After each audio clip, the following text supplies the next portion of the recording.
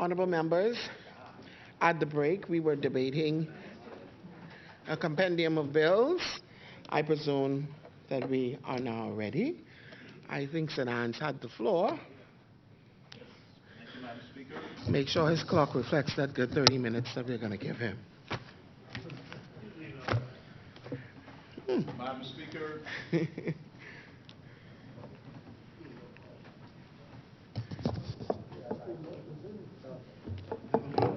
Thank you very much. Madam Speaker, I rise on my feet today to debate the compendium of bills, the International Commercial Arbitration Bill, as well as the Arbitration Amendment Bill. I'm also going to give attention to the two great men in our political history that this week would be 93 years of age. The one born today, whose anniversary we're celebrating, or many people are honoring, is the late Sir Lyndon Oscar Pindling, born on the 22nd of March of 1930. And the gentleman that I had wished to give tribute to when we sat on Monday, but will take time to do that today, is the late Sir Cecil Wallace Whitfield, who was born on the 20th of March, 1930 as well. Two great Bahamian political giants, born 2 days apart, so many years ago. Madam Speaker, before I get into my tributes to Sir Cecil Wallace as well as Sir Lyndon Oscar Pindling, these two bills on the International Commercial Arbitration Bill as well as the Arbitration Amendment Bill of 2023. I heard that there were some claims the last administration was all talk, did nothing. This administration now, this new day, is all about action, and this is a prime example. The truth, Madam Speaker, is that one of the bills is amending a bill from 2009, and Madam Speaker, we can work the administrations back. 2009 would have been under an F&M administration, and this administration hasn't gotten it so much better. They've actually not repealed the 2009 arbitration bill, Madam Speaker. They haven't recognized the great work of that 2009 administration, F&M administration, by creating this industry for the Commonwealth of the Bahamas. But they touted this International Commercial Arbitration Bill as being almost the cat's meow, Madam Speaker, something that nobody else could have done. But when you look at Section 4 of this bill, Madam Speaker, it says, in the interpretation of this act, regard is to be had to its international origin under the UNCITRAL model law of international commercial arbitration and the need to promote uniformity in its application and the observance of good faith. I call this piece of legislation, this type of legislation, an off-the-shelf piece of legislation. It's either off the shelf because a former government had begun to draft it, maybe an F&M administration.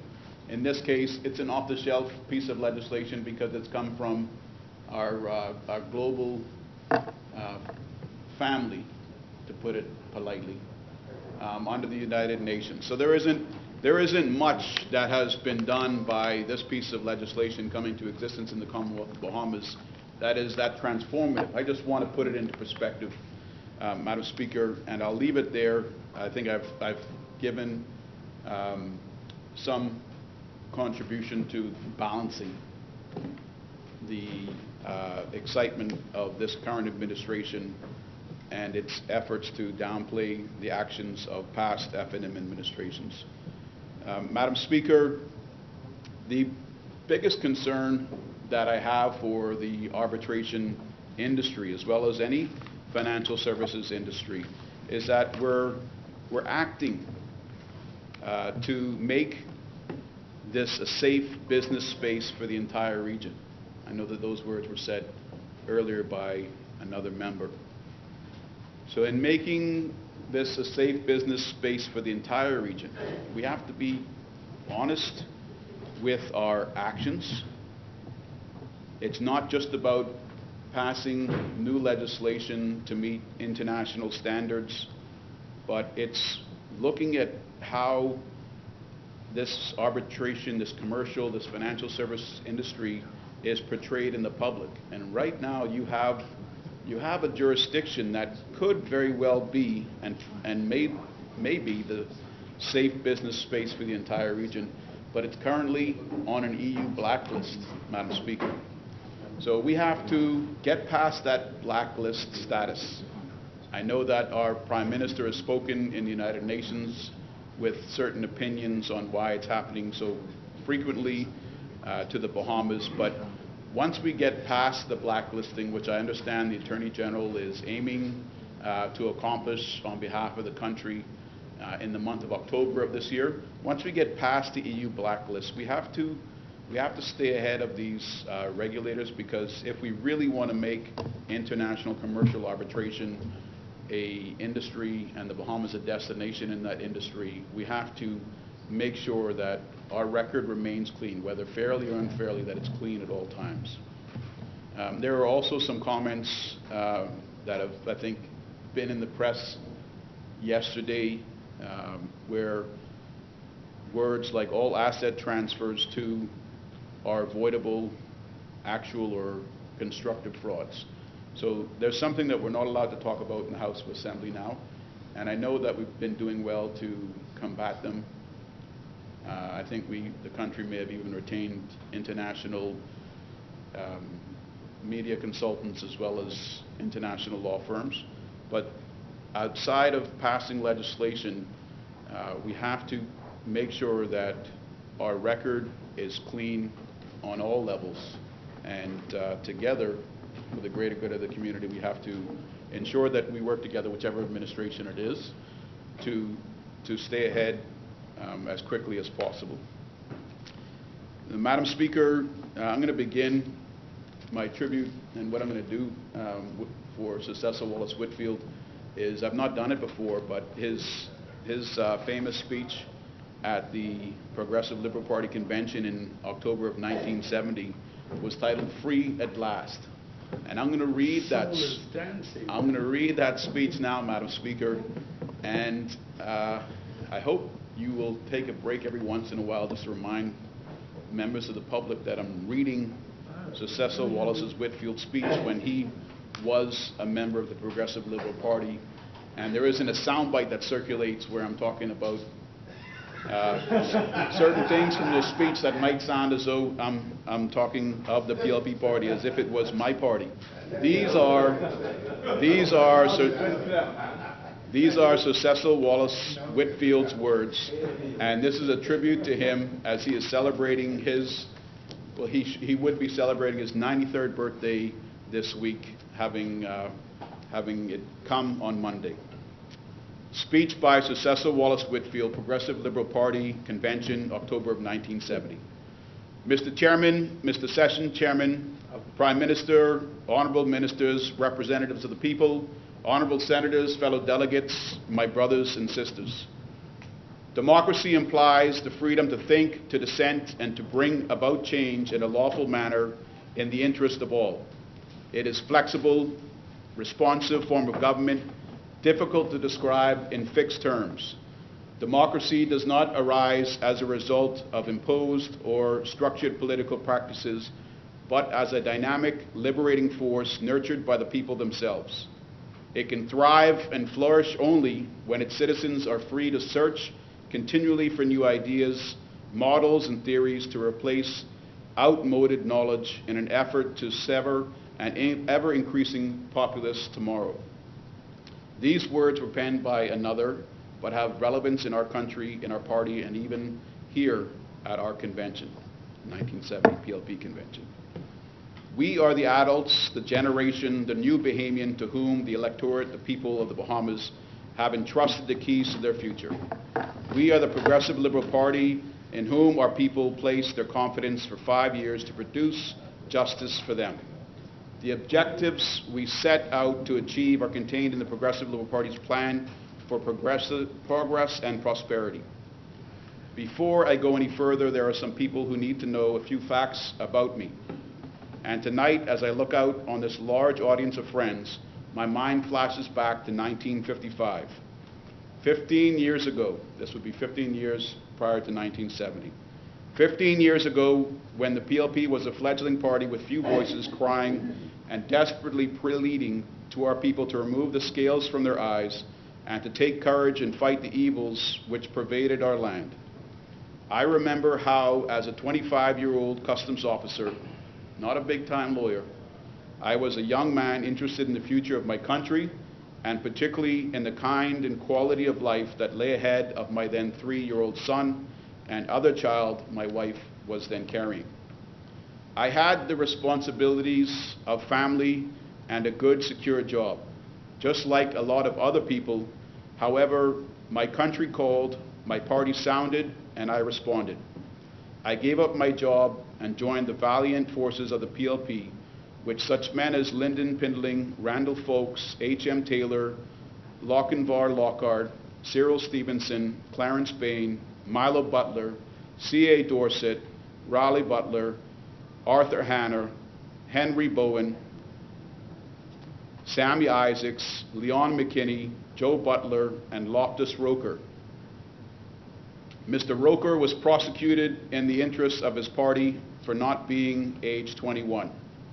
It angers me when I see some so-called PLPs taking shots at this young giant. When there were no men to hold the banner for this party, this young man of 20 years put up his age to 21 in order to be nominated and serve the party. I contested the seat in Eleuthera in 1956 and lost by about 50 votes. In 1962, I was in Eleuthera again, joined this time by Preston Albury and Doris Johnson. The party had also then attracted to its ranks of candidates Orville Turnquest, Spurgeon Bethel, Paul Adderley, John Cavill, Oscar Johnson, Holland Smith, and L.B. Johnson, as well as Warren Labarity, Arthur Folks, and Anthony Roberts. Some stayed, some went, but all contributed by those early efforts to the ultimate defeat of the UBP in 1967. There were many others, too, who at the time threw their all into the Progressive Liberal Party.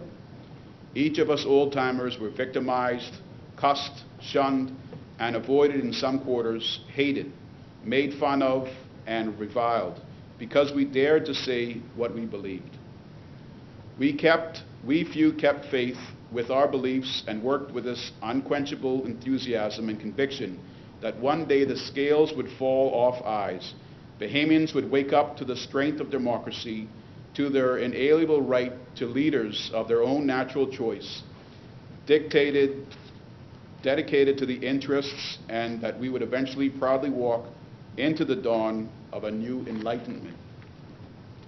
There are brothers and sisters in this convention hall and brothers and sisters elsewhere who will remember the many, many meetings, the long hours, the disagreements, the disappointments, the frustrations, the joys, the bonds of brotherhood, of putting our heads together in love, in friendship, and in mutual respect, in solving problems, deciding courses to liberate our people from the charismatic bondage of the UBP. But, Mr. Chairman, should we now bury all those valiant heroes who braved the noonday sun and who bore the heat and burden of the day which led to our emergence from virtual slavery? Do you, brothers and sisters, believe that we can or that we should? Is the strength of our party not firmly rooted in the past, in its early struggles and its eventual success, and particularly in the brotherhood and understanding and courage of all those outstanding Bahamians who willingly risked all for their people and their principles? Brothers and sisters, should their role and consequently the role of all of you who supported them be oblivion? Was their service to the party and to the Commonwealth insignificant, or should their dedication and wisdom and fortitude and humanity and vision not remain as a permanent source of inspiration to us in the future? in the trials and tribulations which face any and every nation.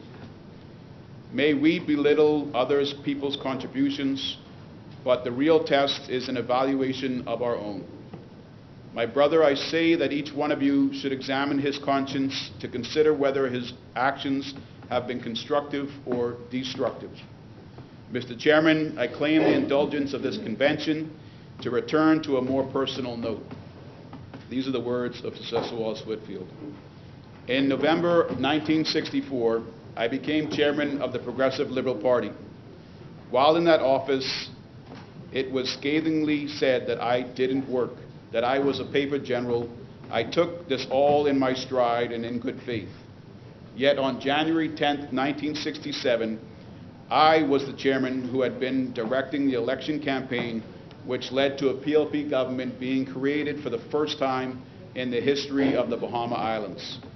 A people was free. Cowbells were ringing, goatskin drums were beating, and a spontaneous gaiety gripped the country. The nation's soul was dancing. I, Mr. Chairman, had done my part. I had performed for my people, but I knew that this was not the end, but merely the beginning of a new opportunity for further service and a massive responsibility for those to be chosen to be your government. The elected representatives of the people came together in the PLP conclave and handed me the portfolio of Minister of Works. And to the ordinary responsibilities of that portfolio were added town planning, road traffic, out-island electricity, and relations with the Bahamas Electricity Corporation. I was aware that we were a new, untried government of ministers, and our people to whom we had promised much will be looking at us with pride in their accomplishments as well as with confident expectation of the results we would produce for them. Mr. Chairman, I am proud to say, for my part, I was able to win the confidence of my official colleagues and to weld them into an impressive team which became the pride and envy of all. Every road, street, nook, and lane was paved. Just about every street got running water and public faucets. And over the hill, which used to be in darkness at night, was provided with light. I remember saying on the floor of the House of Assembly in this connection, where once the people walked in darkness, they now walk in light. Major roads were built in Andros and Grand Bahama for Warren Laverty, the Minister of Out-Island Affairs, and before I left, we drew up a program of major out-island road construction to be undertaken in 3 out-islands each year, beginning with Cat Islands, Acklands, and Crooked Island, and Abaco. The ministry successfully tackled an impressive building program, and the foundation was laid for the expansion of the New Providence water supply. An imaginative start was made with expanding and improving public parks and providing proper and attractive playground facilities wherever we could find a suitable piece of ground for use by children of New Providence 1970. who had to use the streets for recreation and relaxation. PLP did this. Thank you so much. Appreciate it. PLP did this. The town planning, this is the founder of the Free National Movement, for the record. No. Collective responsibility. The PLP did this. Talk to Mr. Marcos. Collective what? Talk to Marcos City about collective. Collective marble We city. had a. Your wing of the party got caught with collective responsibility. Y'all collecting marbles over there. Y'all have the sentence. The town planning department was given an infusion of new life and purpose and roused to realize that their prime purpose was service to the public. The road traffic department was reorganized. Perhaps most important were the trips I made to the out-islands with the representatives of the people and my professional officers to make contact with the people and local boards of works in order to get to know their problems and needs.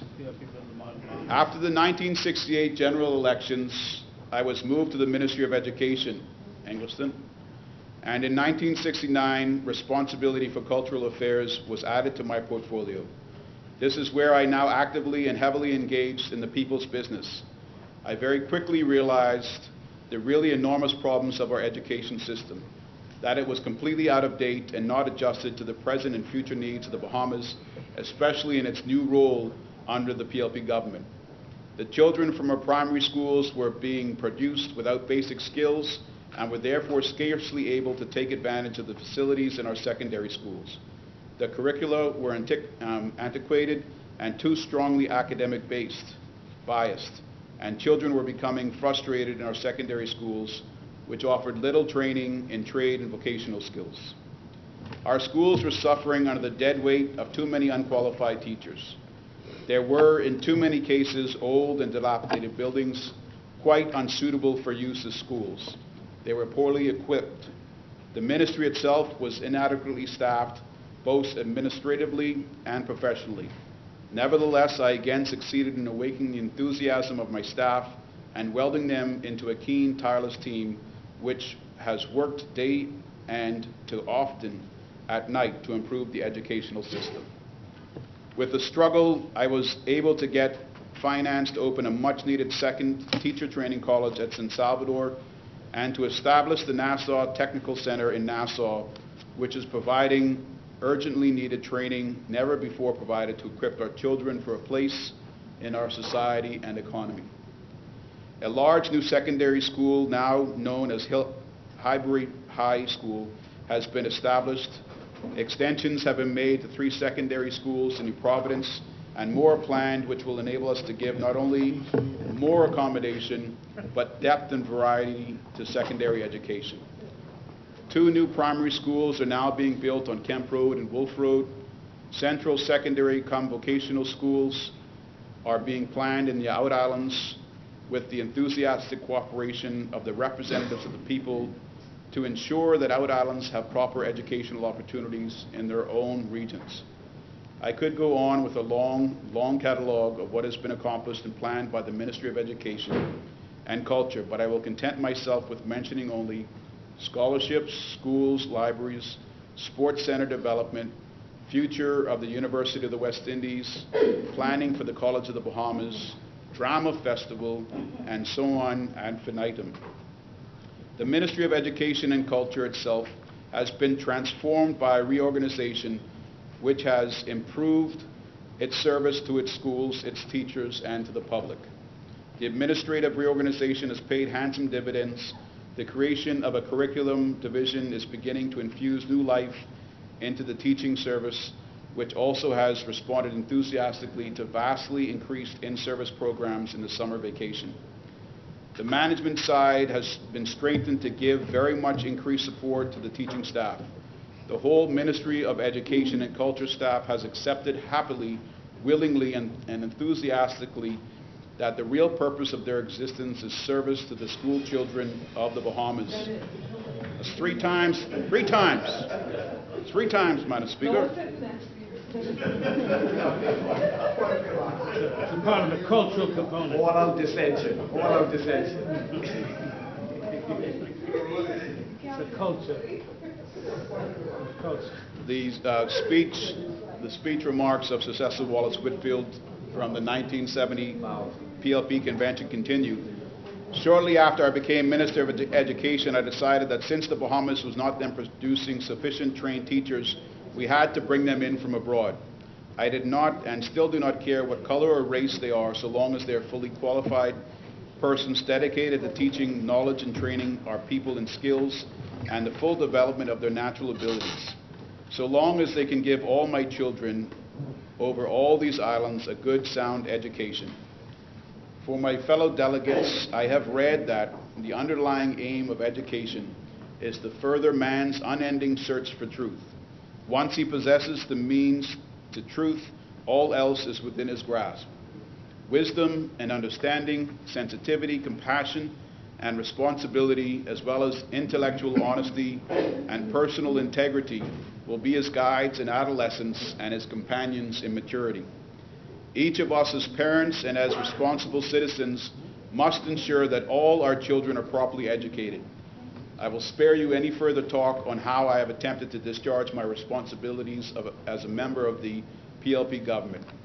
I am apt to be carried away by my enthusiasm and my dedication to the service of the people of the Bahamas. I realize that enthusiasm can and has been misinterpreted, but in humility, I can honestly say that my one ambition is to serve the people of the Bahamas faithfully and well, with the utmost limits of my strength, my skill, and my ability. I have recited something of my history in the service of the party and this government. This is no essay in self-glorification, but a humble, honest, and forthright attempt not only to put the record straight, but also to give an account of my stewardship. My conception of the purpose of a convention may differ from that of others, but let me state it, that it provides an opportunity for the government, that is for ministers in particular, as well as representatives, to give an account of their stewardship, to record their achievements, and to account for their failures to implement the party's platform, to discuss future policy and strategy, to examine critically and the health and soundness of the party, and to affirm and rejuvenate the feeling of fellowship and brotherhood, which is the keystone of the party. Ask yourselves honestly, what issues have been decided at this convention? And ask yourself seriously, what current issues of paramount and vital importance to every one of us has gone by default without proper discussion? Let me give you 3 examples to illustrate my point. This was from his 1970 speech at the PLP convention, Madam Speaker. Firstly,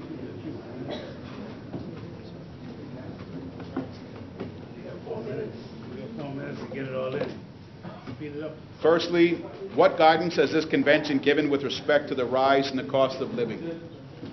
Should we not have discussed measures to meet the increased cost of rent, of food, and of clothing, which affects every family so grievously?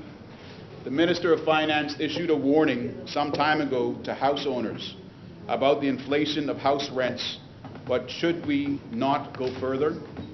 Secondly, what guidance has the convention given about growing unemployment?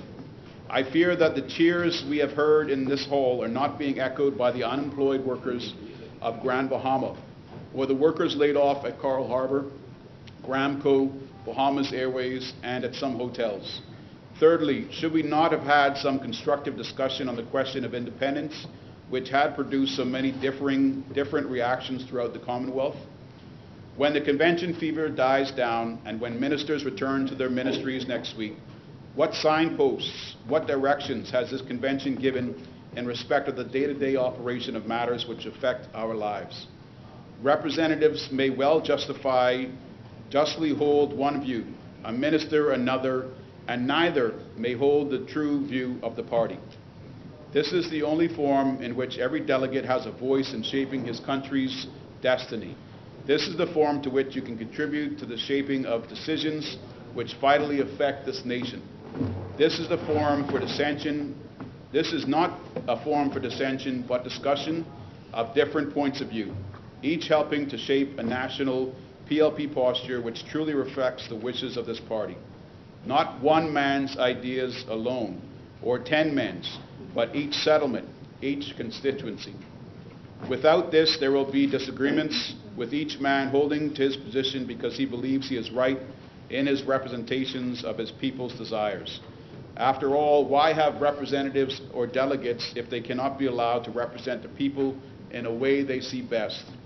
It is not as some see it, I feel, but it is because the National General Convention has not provided the decisions upon which future actions will be based.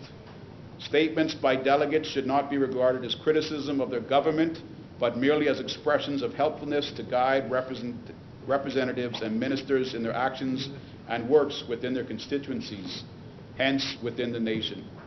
We are all adult enough not to bully, but to persuade with reason.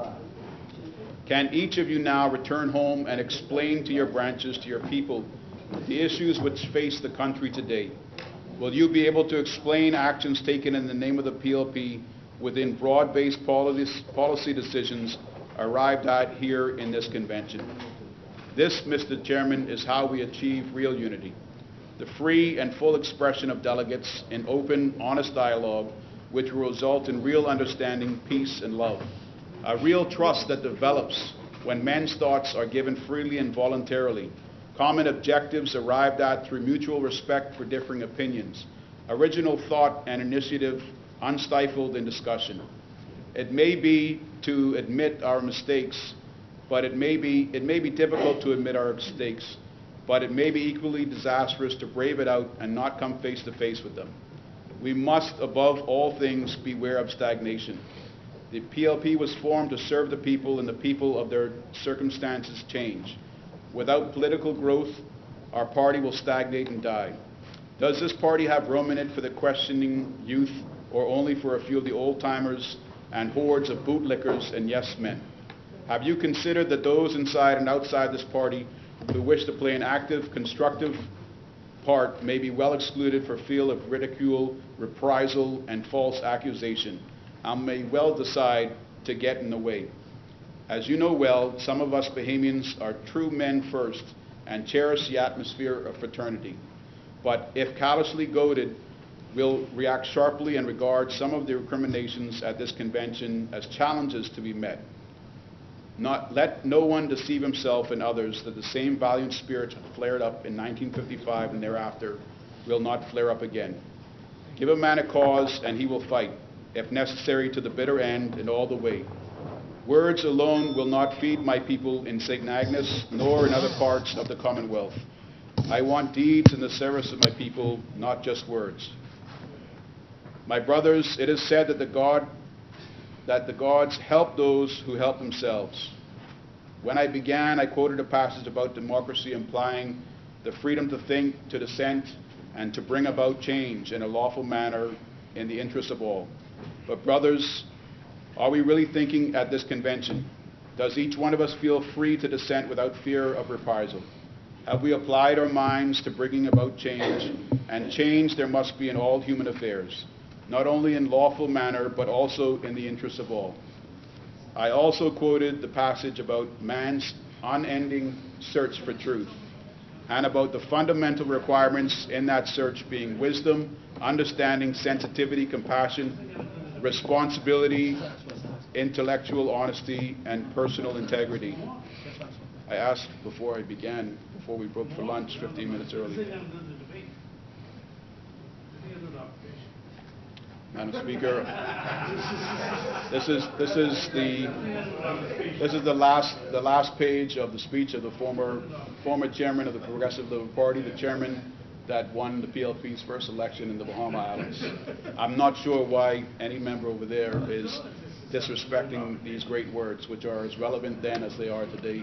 Madam Speaker, if I could have 2 minutes, please. Now that's respect. Thank you, Madam Speaker. How far has each one of us who has contributed to this convention paid even lip service to these qualities? Democracy and truth are hard and demanding taskmasters. But if we do not keep the principles I've quoted constantly before us, we will be in danger of serving not God, but mammon. My brothers, I have searched my soul during this past week as I have followed what has happened at this convention. I have recalled to mind the history of the long and bitter but successful fight for freedom and the founders of the Progressive Liberal Party and those who later joined its ranks. It is with a saddened, heavy heart that I have to confess to you now that my conscience tells me that we have this weekend witnessed the violation of those principles of freedom and democracy and truth, for which you and I and others like us fought so hard, and which we have kept always in the front of our minds in the conduct of our daily affairs. I gladly and willingly accepted burdens for the people of the Bahamas, and particularly for those people of St. Agnes constituency, when I became a member of the House of Assembly. And these I cannot repudiate, no matter how grievous my disillusionment. Nevertheless, my conscience has dictated unequivocally that that should be the limit of my burden. You will remember that the Bible says, "What is a man profited if he shall gain the whole world and lose his own soul?" I have, therefore, at 8 o'clock this evening, delivered to His Excellency the Governor General my resignation as Minister of Education and Culture. Free at last, my soul is dancing. Madam Speaker, those were the words of the great Sir Cecil Wallace Whitfield, who this week members of the Free National Movement are honoring the anniversary of what would be his 93rd birthday. If I had more time, I would also give a good tribute to the late Sir Lyndon Oscar Pinling. Where the speech is, which speech you read? But I'm sure. Which speech you read, which one But I'm sure, Madam Speaker, that someone on the other side will do that. And I have my book here on Sir Lyndon. I've even got pages tagged from quotes that he said. Madam Speaker, if I could just indulge something. Oh, Lord. This is just a three-line quote from Sir Lyndon. And it's as relevant today as it was when he said it early on before we became an independent nation. What does it take to be a Bahamian? Loyalty to our Bahamas over and above all other. Zeal for our Bahamas unmatched by any other. Concern for other Bahamians above all others. Madam Speaker, I think that any interested young person looking to get in politics or in national governance should take the politics out of the content of the speech by Sir Cecil Wallace Whitfield. That was a good speech. And the content of the words found in the book by Sir Lyndon Oscar Pinling, The Life and Times of the First Prime Minister of the Bahamas. We are in our 50th year, Madam Speaker, and there will be exciting days that come after this year of celebration. It's our duty, and I implore all of my colleagues, the younger ones in particular, as well as the young future prime ministers and representatives in this honorable house today, to take these great men's words to heart and allow them to be a guide to the conduct, and share these words with others so that we can work as one people, Madam Speaker, united for the betterment of our Commonwealth. Thank you.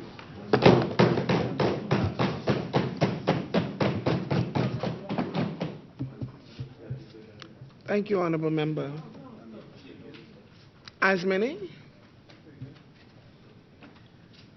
The chair recognizes the Honorable Member for East Grand Bahama.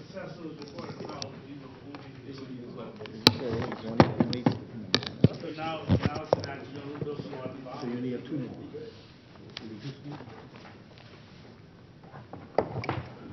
You agree that successful short rule is good for modern Bahamas? Thank, He's laying foundation. He's following the good. What's the question? It was a progressive in modern Bahamas. Successful been a vital role. Wasn't successful, you guys really?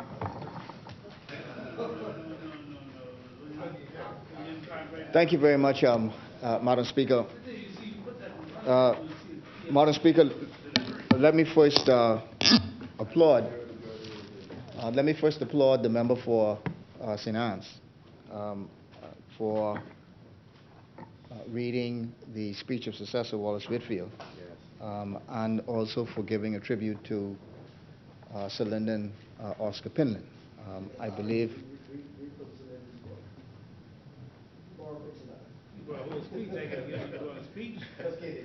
But Madam Speaker, I believe and I think he's right, that if we took out the politics of it and appreciated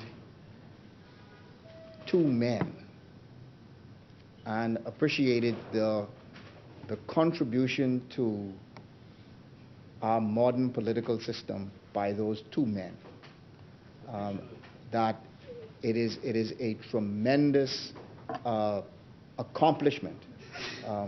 Obviously, Sir Lyndon Oscar Pinling, in terms of the visionary behind the modern Bahamas, all of the accomplishments that were made, but also Sir Cecil Wallace Whitfield, who, when I first read his speech, that same speech, it was actually one of the things that inspired me to join. Well, first of all, one of the first things that inspired me to become involved in politics and one of the first things that inspired me to join the Free National Movement. Just the, in a day now where persons run away from and shy from conflict and shy from difficult decisions and shy from having to do things that are difficult. Having a cabinet minister just recently elected in a Bahamas that where the PLP was really not just a political party, but the political party, because at that point, as far as I am aware, was the only political party of significance, and to decide on principle, and whether those on their side agree with the decision or not, I think all of us could appreciate that having to stand on that principle and making a firm decision. Nowadays you send in your letter of resignation. You send it to the press, or you post it on social media.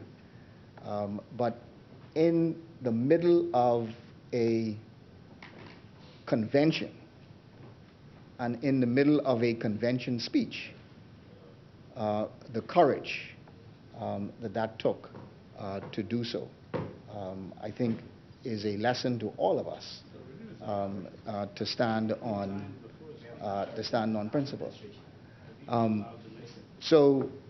We commend the member for St. Anne's, and again, an inspiration to all of us, and both men, an inspiration to all of us. Madam Speaker, I just have a few comments to make, but I did want to comment on and say how much I personally appreciated the visit of the Progressive Liberal Party Women's Association from Grand Bahama. We are all Grand Bahamians. Yes. I came met some of them at the airport this morning, and figured that it was a special occasion when we saw so many from the Progressive Liberal Party and these dedicated women. So I applaud them on their visit to Freeport, their visit to Nassau, sorry, and saw a number of East Grand Bahama women as well, and so it was good to see them. Madam Speaker, this bill, or both bills, have been around for some time, and it would sort of just be easier if the other side would just tell the whole story. In terms of this bill was around, I believe, from 2018, 2021.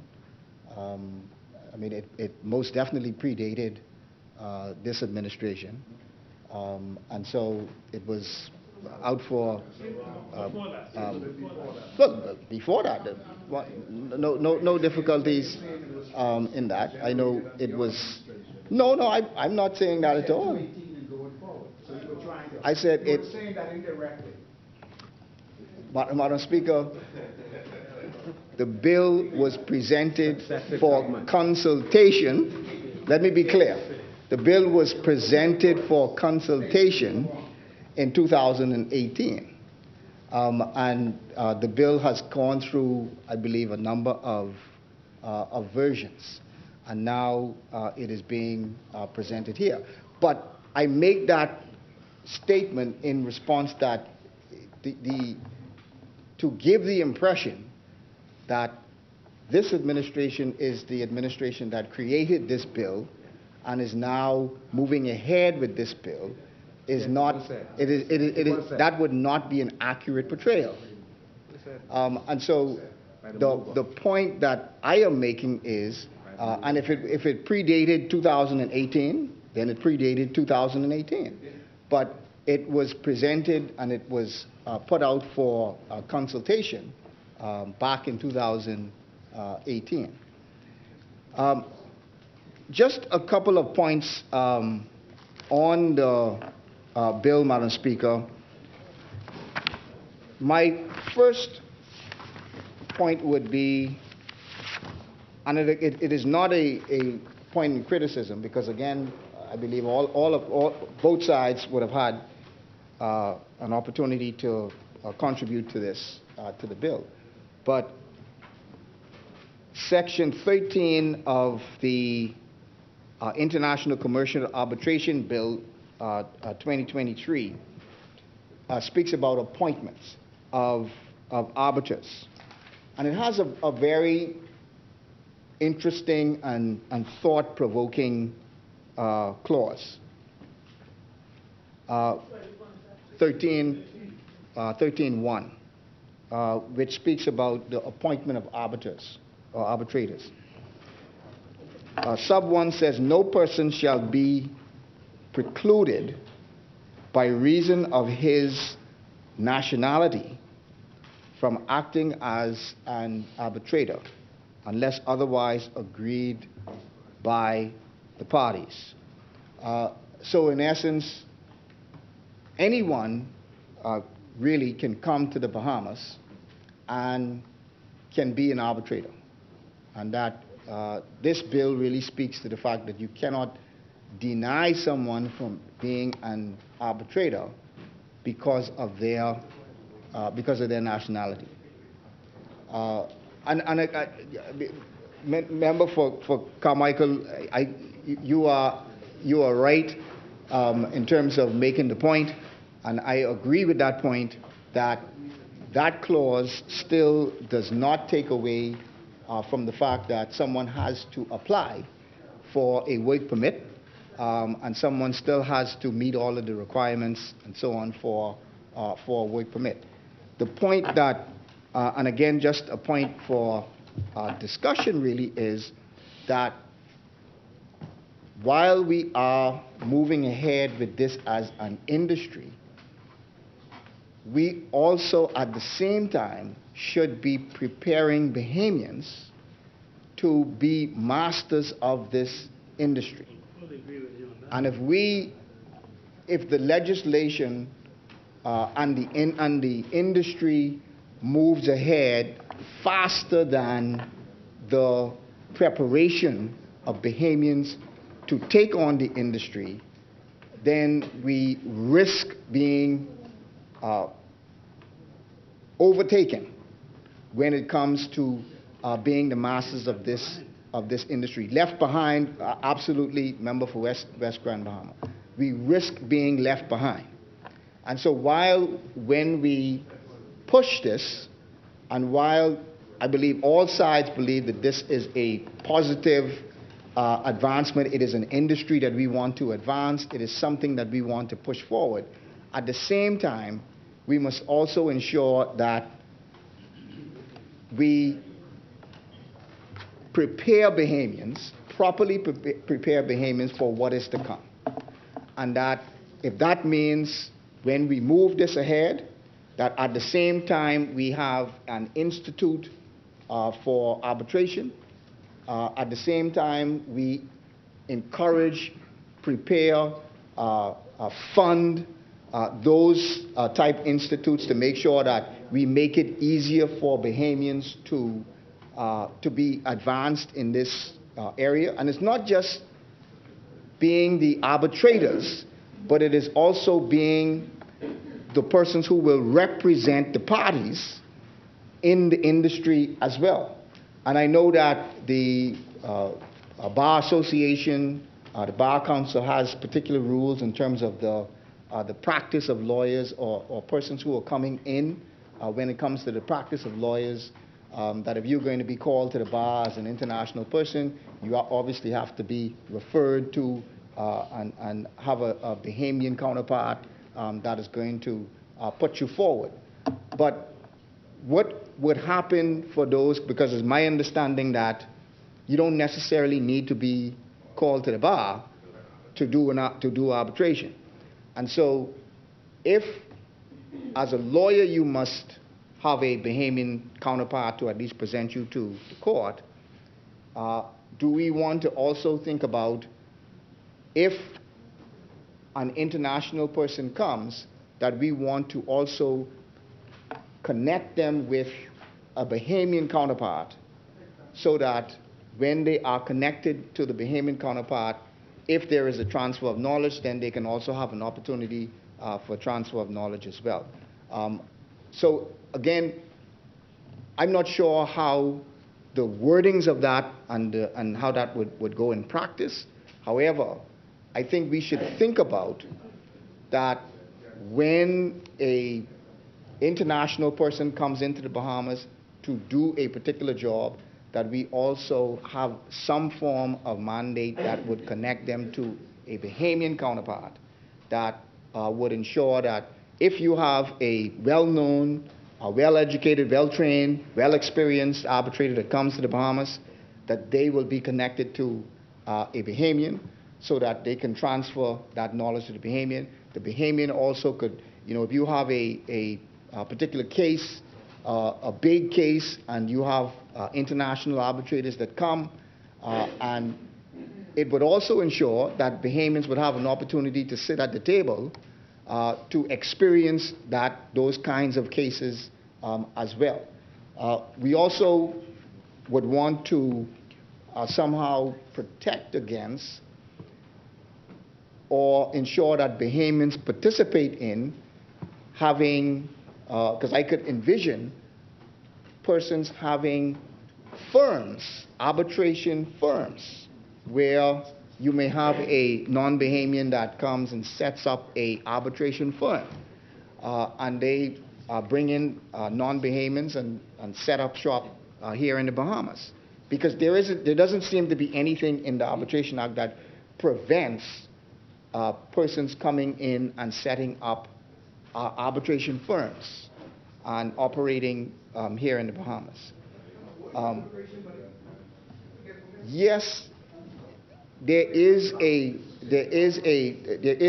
immigration laws that have to occur, but we also want to ensure that even when you have arbitration, there's nothing in the Arbitration Act that says that if I agree to have 2 Americans or 3 Americans to come in as arbitrators, that there isn't anything that prevents them from coming in.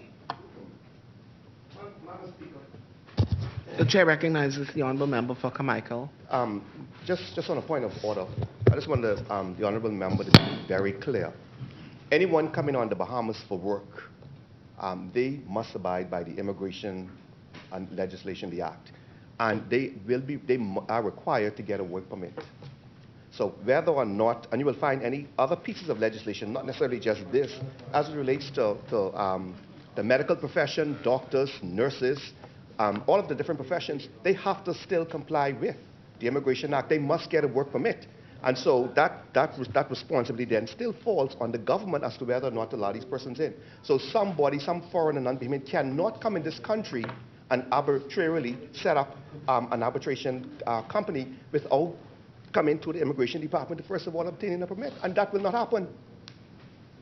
It cannot happen. Thank you, honourable member. Again, Madam Speaker, and I agree that it's still subject to the Immigration Act. That's not my contention, and that's not my issue. But if you do not have sufficient Bahamians to act as arbitrators, then what we do is we put ourselves in jeopardy of having non-Bahamians that would come and take over that position. So the only point I make is that we must make sure that Bahamians are well prepared to, 1, be arbitrators, and 2, to also be persons who would represent who are prepared to represent parties when it comes to this arbitration industry, Madam Speaker. So that's one of the points that I wanted to also be very clear about, is that we must ensure that we train Bahamians and we ensure that we have the necessary facilities also to do so. The second point, Madam Speaker, is what I didn't see in the bill, which I would also encourage, is, and maybe someone on the other side could maybe refer to the point if I missed it, which is there is something called sites when you speak to arbitration centers. So you could say that the site is either in the Bahamas or the site is Turks and Caicos and so on. And you made the amendment in the arbitration amendment bill that really says that the Arbitration Act only applies to where the site is, or the seat is in the Bahamas. Again, no difficulties with that. But from what I understand, the seat and the place for the hearing could be two different places. So you could have where the seat is the Bahamas, but the place for the hearing could be Miami. The place for the hearing could be London, which, in my view, defeats the purpose in terms of encouraging the Bahamas as an arbitration center.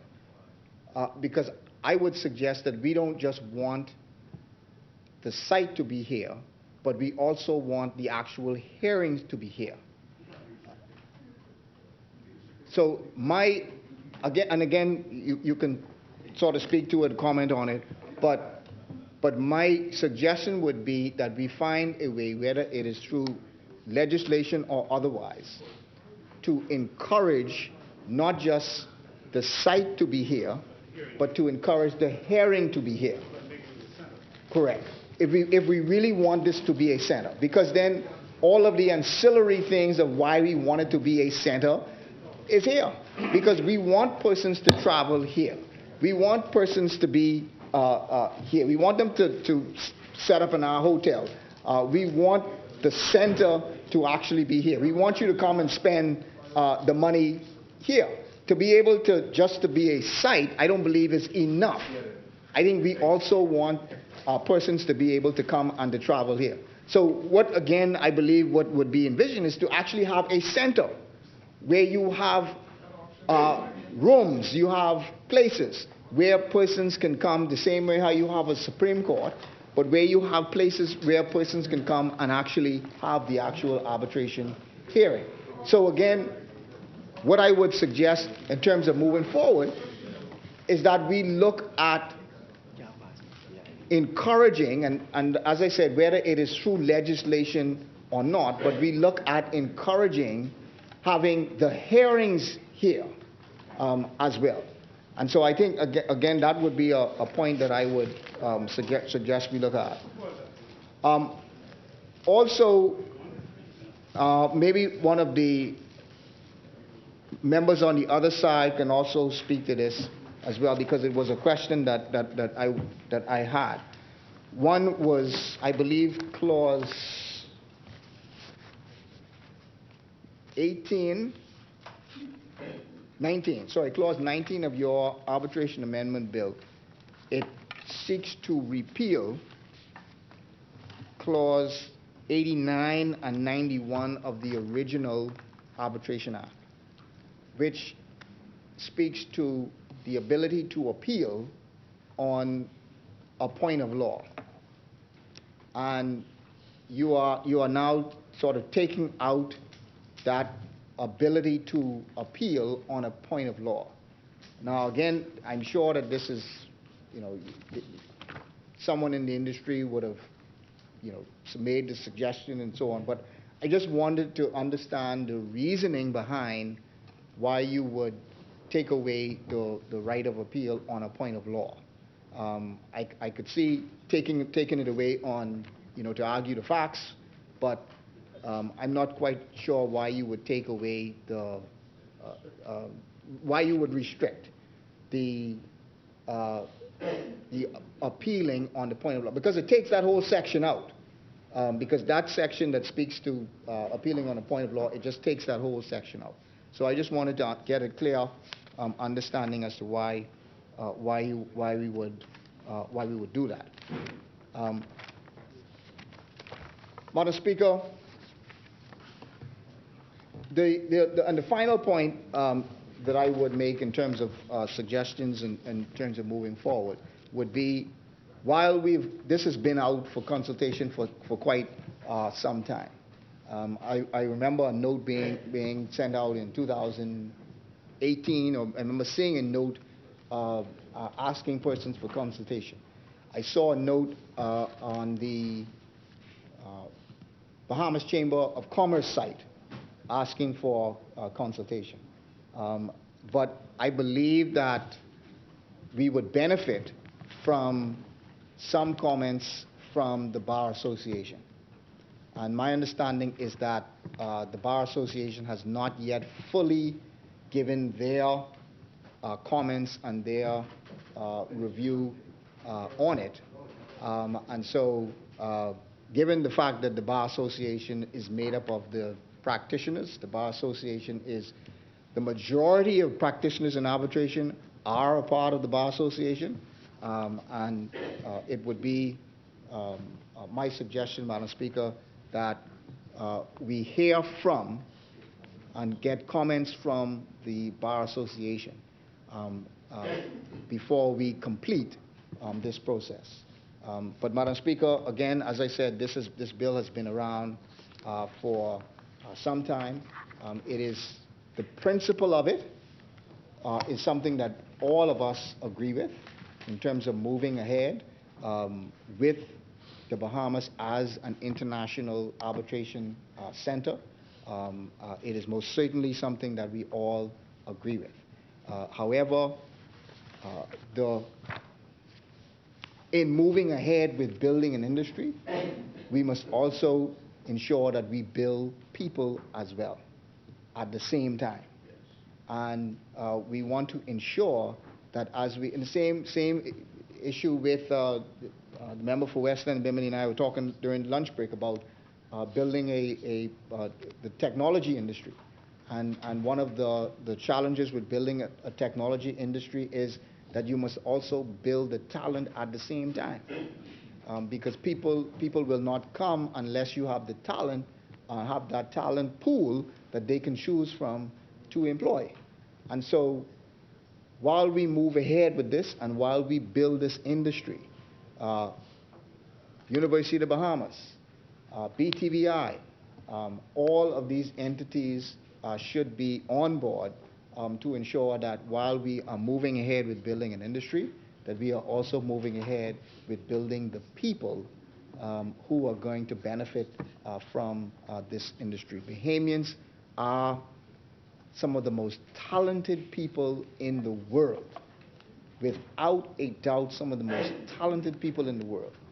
And all we need is an opportunity to show it. And so we must make sure that while we build this industry, that we prepare our people to take advantage of the opportunity that will arise. And I am sure all of us would agree that once we provide that opportunity, Bahamians, again, will be at the top of the world when it comes to the arbitration industry. Thank you very much, Madam Speaker. Thank you, Honorable Member Asmini. Chair recognizes the Honorable Member for Engliston. Thank you very much, Madam Speaker. Madam Speaker, I just wanted to add a few words, thank you, to the debate, and I don't expect to be long, but you know most politicians say that, and it means something different. But I don't think I'm one of those. But we'll see in a minute or two. But I wanted to express my gratitude to the people of Engliston who have been so faithful to the cause of the Progressive Liberal Party, and me as the symbolic representation of their commitment to that party, and to indicate that, as I have said for many years in this parliament, that in all that I do, I pray that I will never let them down. Thank you, Madam Speaker. I wanted to also commemorate and celebrate the anniversary of the birth of Lyndon Oscar Pindling. Came from East Street, went off to law school, and is a product of the early thrust of black Bahamians in seeking to become an articulate voice in this country. And he eventually came to lead the Progressive Liberal Party and to lead the progressive cause. His place in history will be forever cemented. There will never be another. And everything that happens flows from the early thrust of the Progressive Liberal Party's efforts, which led to the I'm trying to figure out what's going on here, man. Which led to the empowerment of our people.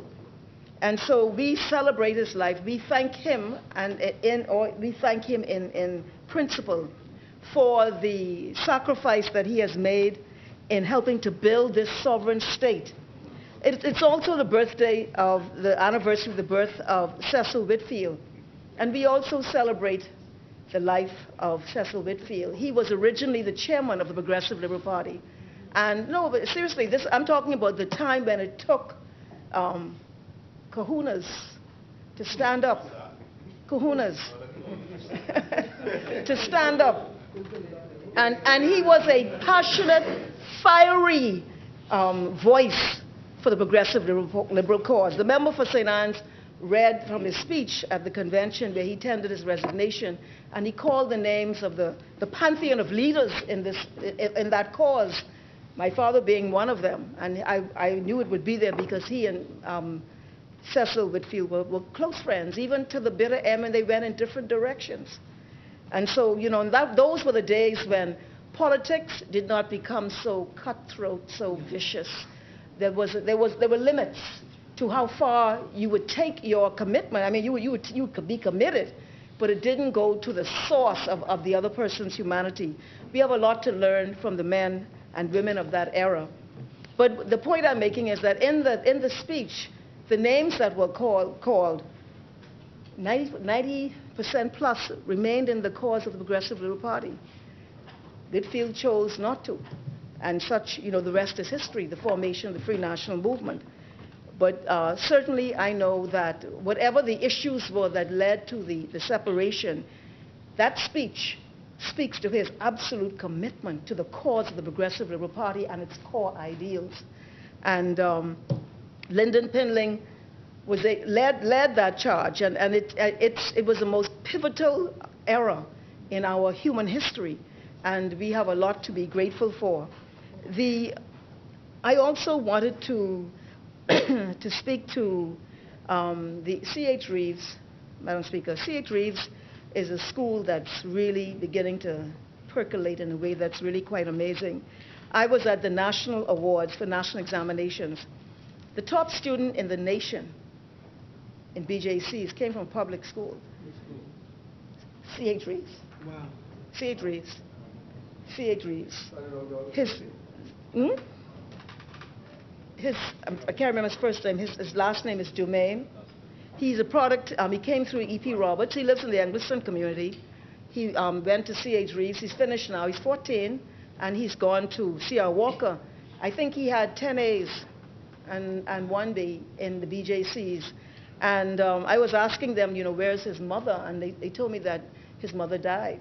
This is an incredible story. But C.H. Reeves, and what we found in these examinations, we found that the top in 8 Mile Rock, the top public school performance, I think it was BGCSE or BJC? BGCSE was a student from 8 Mile Rock High. 8 Mile Rock High, C.H. Reeves. Yes, sir. No, in public schools. In the Bahamas. In public school, in the whole Bahamas in public schools. 8 Mile Rock. 8 Mile Rock. Yeah. Yes, sir. And so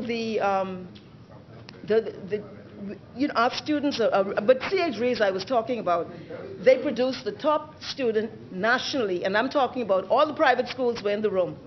This boy from C.H. Reeves outranked all. And additionally, I want to congratulate C.H. Reeves for winning the GSSA basketball, girls basketball, where they're now the national champions in the GSSA. And of course, in the GSSA athletics, track and field, again, C.H. Reeves are the champions in that.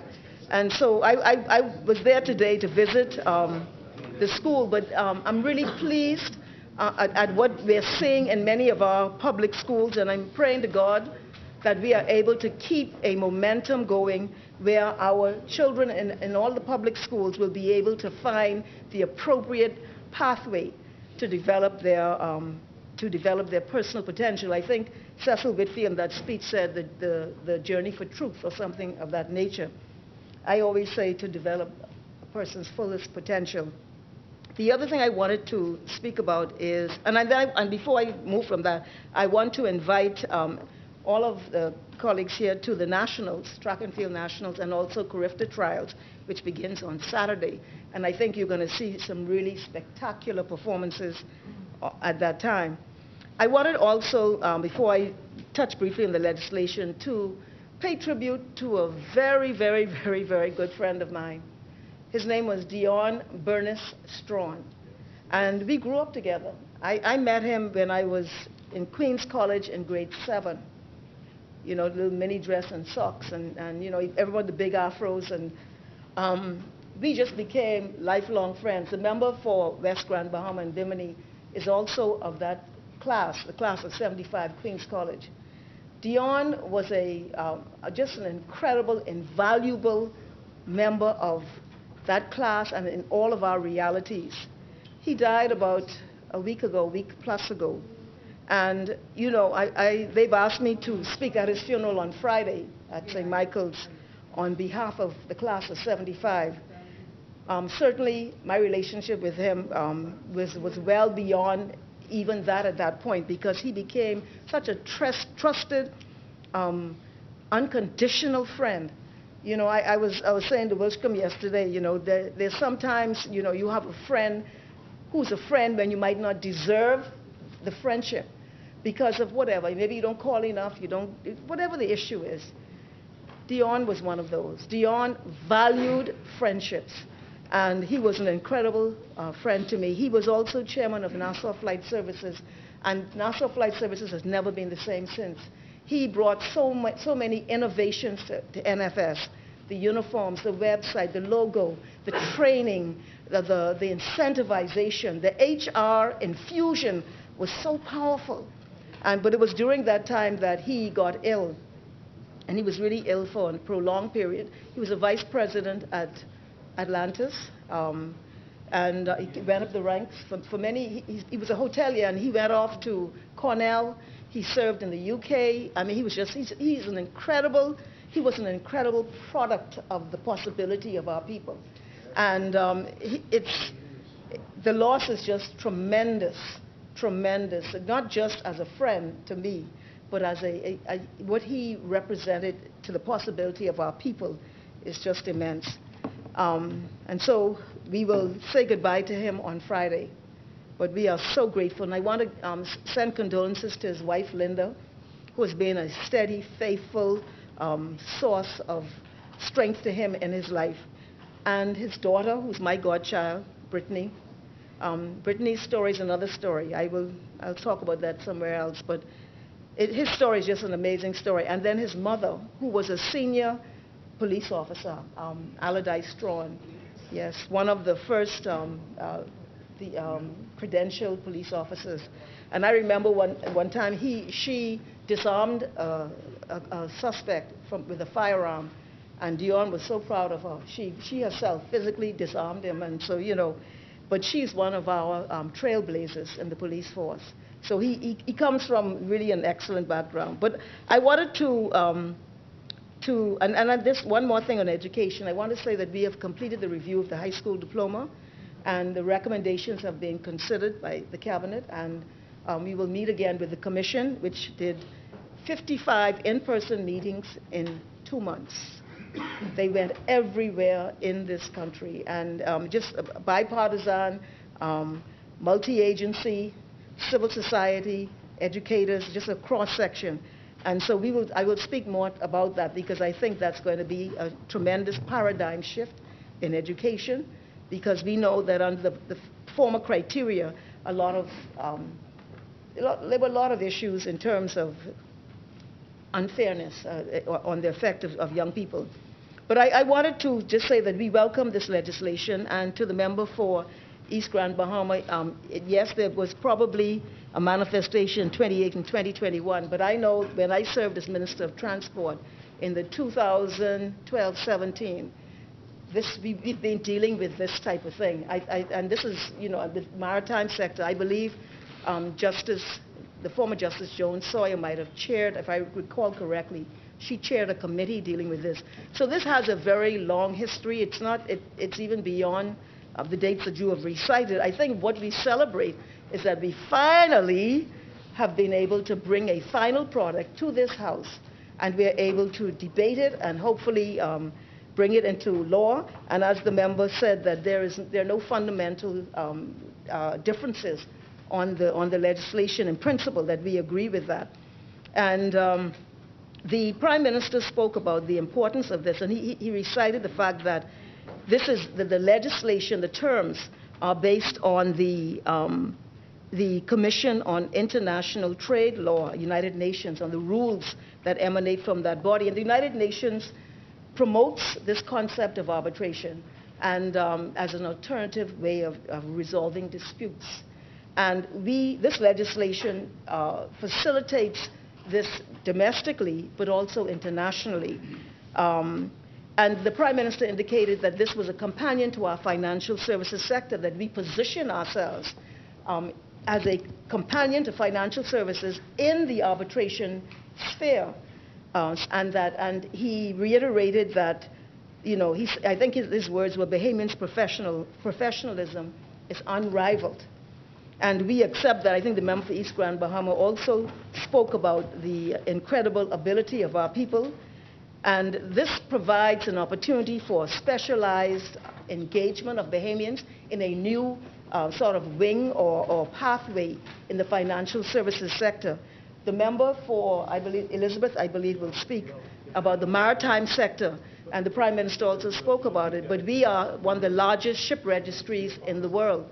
And where you have disputes between, in the maritime world, which is huge, our ability to facilitate, as a flag state, these types of disputes is an incredibly valuable avenue. And so this has implications for us in many spheres, and opportunities for Bahamians, in the Bahamas positioning itself in the maritime sector, but in general in arbitration matters. And so we believe that this is critical. The Prime Minister also spoke about the fact that this provides a convenient and accessible resolution and a safe harbor for financial services. And I think we all agree it's long overdue. We've been talking about it for a long time. We finally grabbed the bull by its horn and about to position our country as a leader in arbitration. And I think, and we've shown that in financial services, that we are, it's indisputable what Bahamians have done in the financial sector globally. And this now provides new opportunities for Bahamians to distinguish themselves in this particular sphere. I just wanted to say in general on the issue of alternative disputes, of resolution of disputes, that it has the effect of taking pressure off our courts. As we know now, we have a tremendous backlog in both criminal and civil.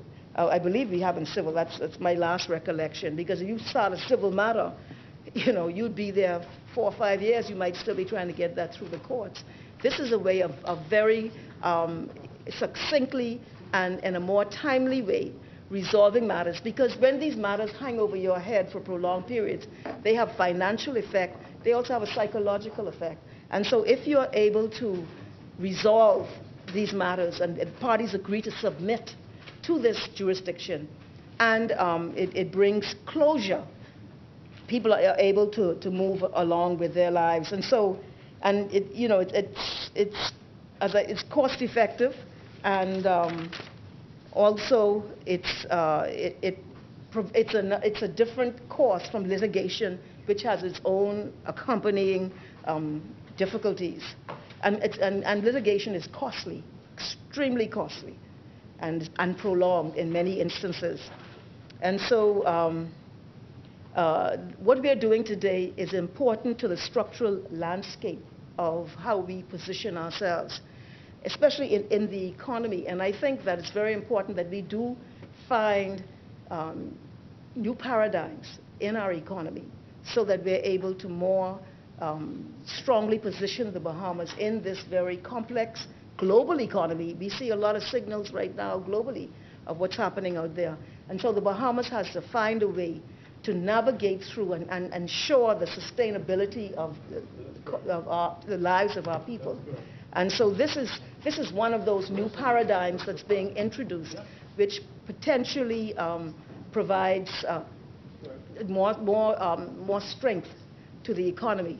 And this is just the beginning. We have to look now on how agriculture and manufacture, etc. And Madam Speaker, I do believe you will be seeing that in the weeks and months and years, in months and years to come, you will begin to see that thrust where the Bahamas positions itself as a self-sustaining state which is able to participate in the global economy in a more fair and just way. And so I support this legislation. I don't believe it's controversial. I believe it will inure to the benefit of our people. We do want to ensure that Bahamians become specialized in this, and I'm envisioning this, Madam Speaker, that Bahamians will become, even in the international one, with the provision that the member spoke of, where it says not being Bahamian is not a bar to serving in that role. We would wish to see, and I believe we will see it, we would wish to see Bahamians becoming, having reputations that go beyond our borders within this jurisdiction, so that people will feel a level of comfort. And we see it now in the financial services sector. We see it in the law accompanying the financial services sector. Some of the lawyers who practice at this bar are so skilled and so 21st century and so on the cutting edge of this industry. So this has incredible potential for our economy, for our people. It also has the other thing I spoke of, which is being able to resolve disputes in a timely fashion, in a less costly way, so people can move on. People and businesses and companies and corporations can move on and not get stuck in a legal system which becomes overburdened. So I am pleased that despite the 2018-19, the 20, when I was there, 12-17, or whenever it was, that we are finally able today. This is the great celebration. Today we are able to bring this legislation to this Parliament, and we support it 100%. Thank you very much, Madam Speaker. Thank you, Honourable Member.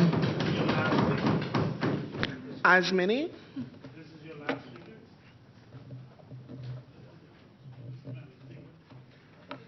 The Chair recognizes West Grand Bahama. That we had an arrangement just at the lunch break that we'll go for 2 speakers on both sides, and we're maintaining that, so we expect this to be their last. Then we will have our last being the member for Freetown before we conclude the debate.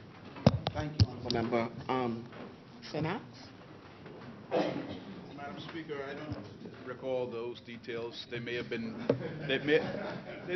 been made with someone other than myself. That's the truth.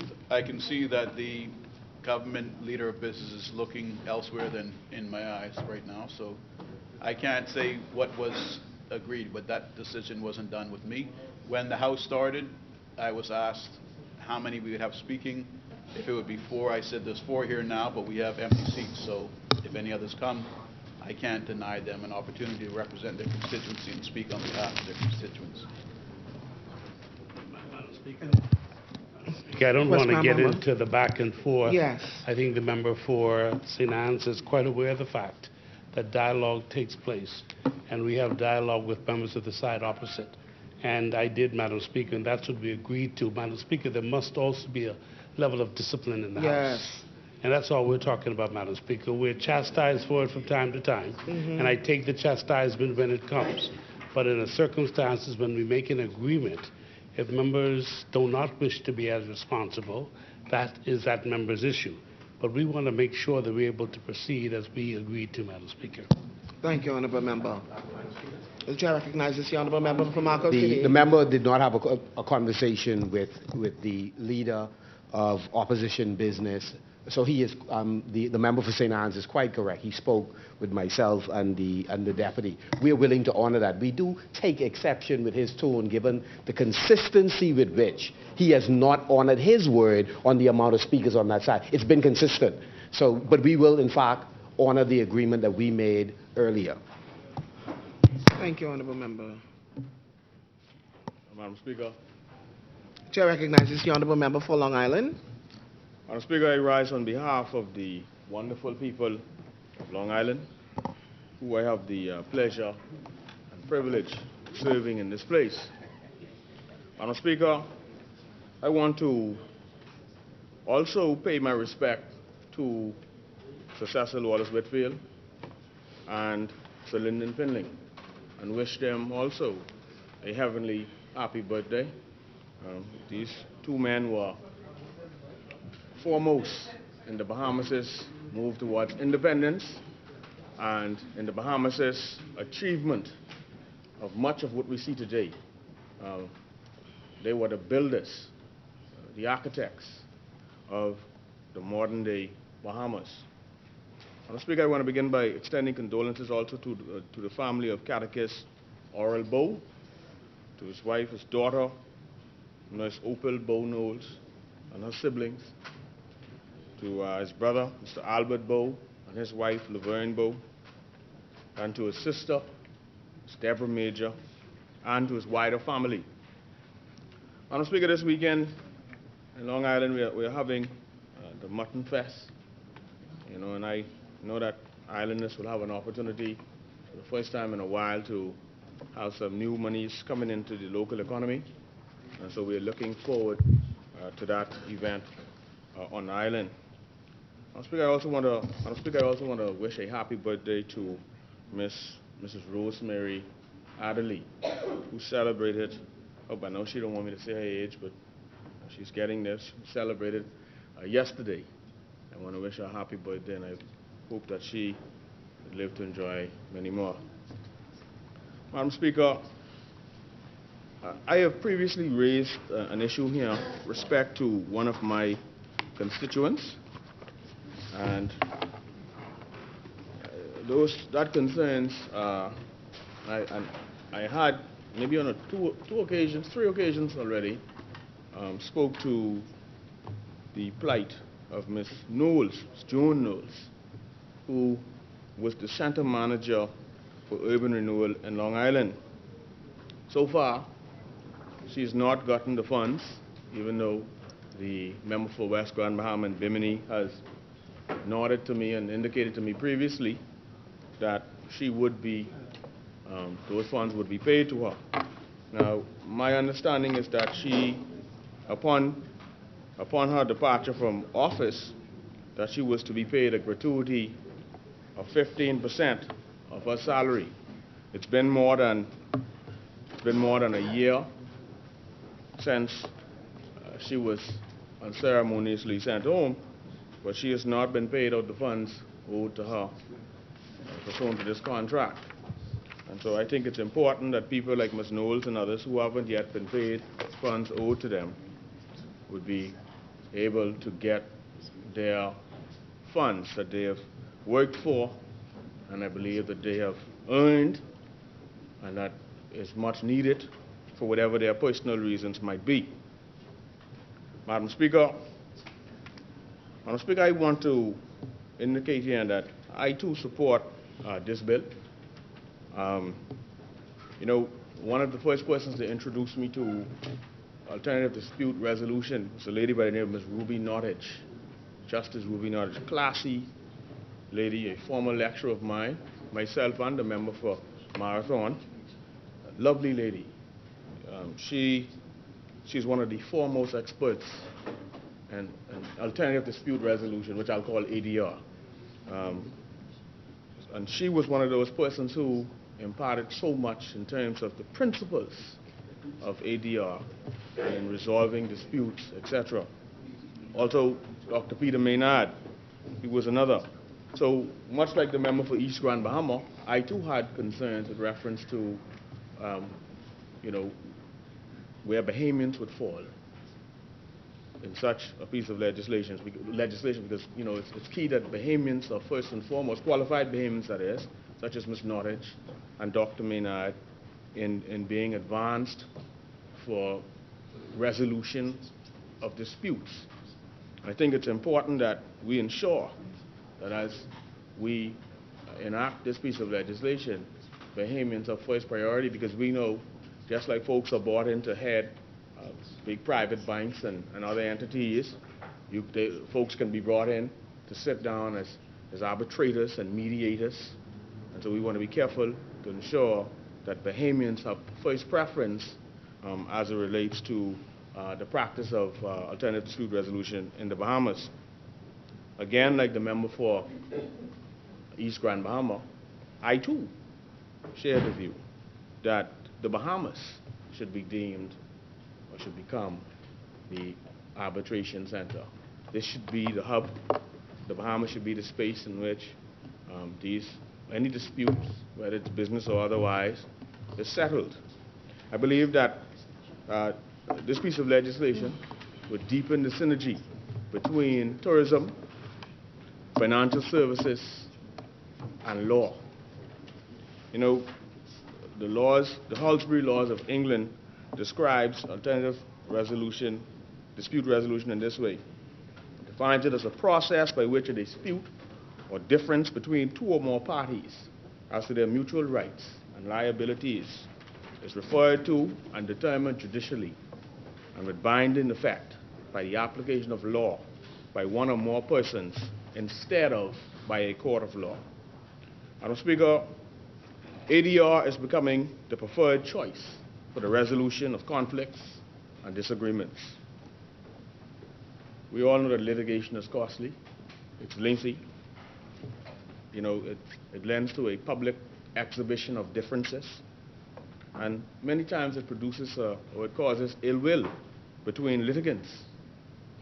And so I believe this is an arena that could foster a faster, less expensive, less time consuming, and that is perhaps even more conclusive and not as protracted as litigation. Madam Speaker, I see the merits in utilizing a multi-pronged approach to dispute resolution, endorsing and employing many of the methods set out in the increasingly popular alternative dispute resolution spectrum. I've always held the view, Madam Speaker, ever since I was introduced to ADR by Justice Ruby Norwich, that the ADR guidelines could assist in alleviating much of the backlogs that we see. Lord Wolfe, the English judge, Lord Wolfe, who praised the conception of ADR, stated that litigation should be avoided wherever possible. And I believe, Madam Speaker, that ADR fosters a better management of disputes and usually quickly and efficiently resolves the disputes without people losing relationships via litigation. So we avoid the traditional legal proceedings and the risk of an unpredictable outcome. Madam Speaker, beyond the principles of ADR that I just spoke to, I believe that in the Bahamas, as we move forward, we should seek to see a greater application of alternative dispute resolution in other substantive areas. We see it in labor law, but family law as well. ADR, applying it in family law. applying it in environmental law, commercial law, public law, and even criminal law, Madam Speaker.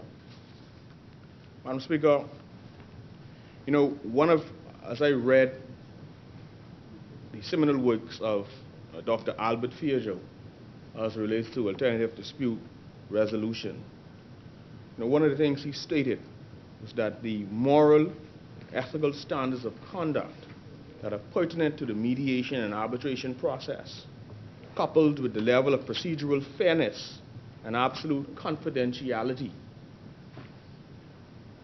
would be of prime importance to the support and execution of alternative dispute resolution. So there's substantial benefit here with respect to saving legal fees, and like I said, not jeopardizing family and friendship ties or putting at risk the entire framework of a potentially lucrative business venture during a bitter court battle. Madam Speaker, an aspect of this alternative dispute resolution spectrum, I believe, is the Ombudsman. You know, we've had much talk about the Ombudsman over the years. And the Ombudsman could serve as a mediator and conciliator in certain instances. I have always believed that the institution of the Ombudsman ought to be a critical focal point of enabling the ordinary citizen to have some affinity to the Constitution and to enjoy the benefits of constitutional protection. The Ombudsman will take a pivotal role, I believe.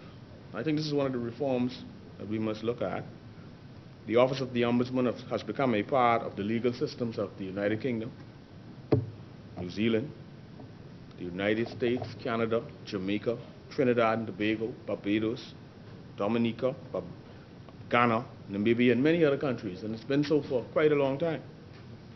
These days, we note that the average Bahamian, and this is true, the average Bahamian, especially one who does not have a couple dollars or don't have somebody who they could borrow it from, but the average Bahamian does not have access to justice or simply cannot afford lengthy litigation.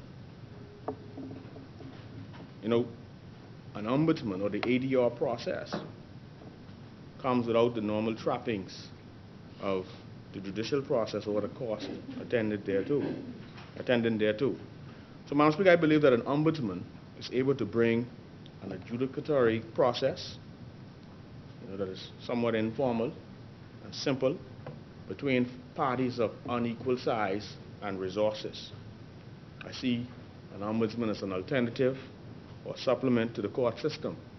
An alternative dispute, that too can be an alternative dispute mechanism. Madam Speaker, in Jamaica, for example, most jurisdictions have one ombudsman, particularly in the Caribbean, but in Jamaica, there's three.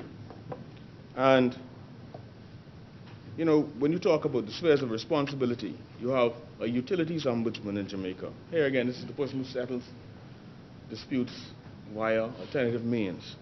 So the utilities ombudsman in Jamaica deals with public utility issues, such as intervening in disputes relating to utility companies, excessive bills, incorrect billing, defective meters, disconnections, unavailability of services, inadequate street lighting, illegal telephone calls, estimated bills, lost luggage.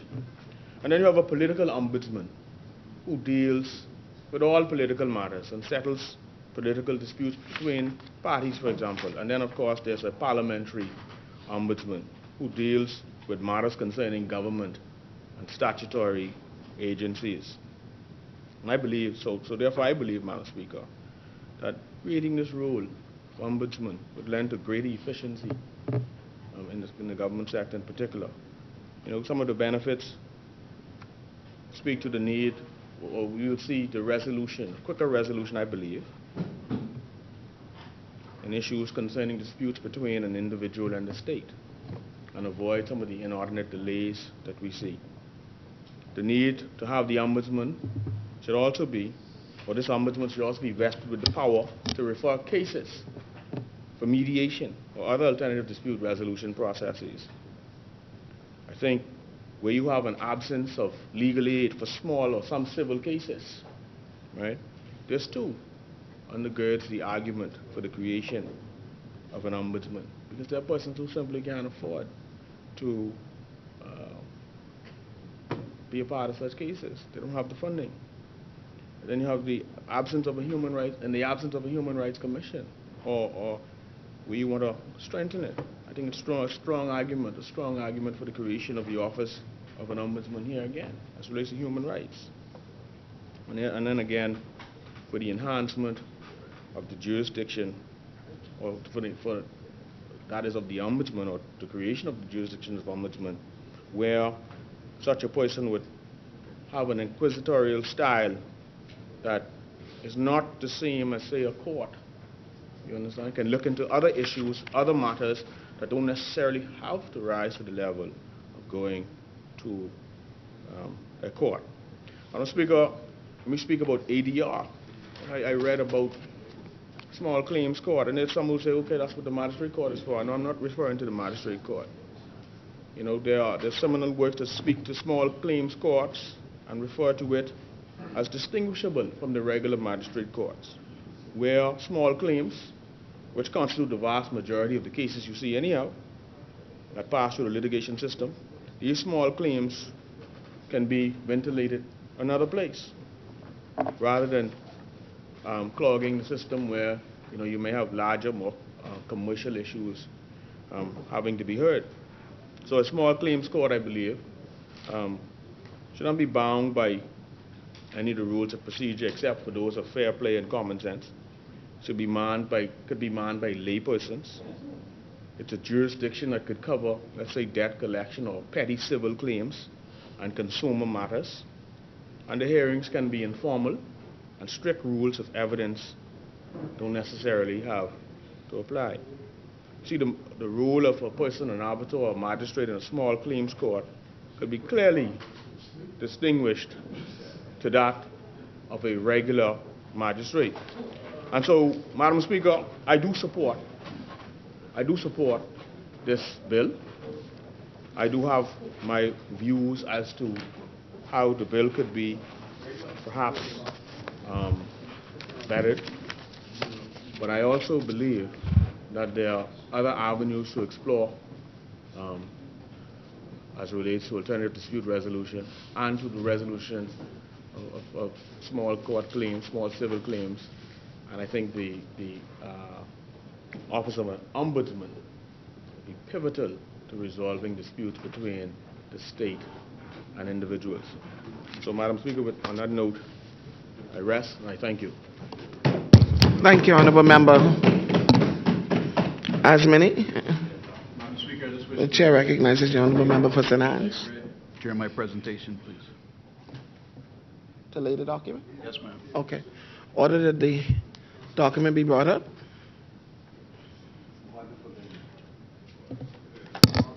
Thank you.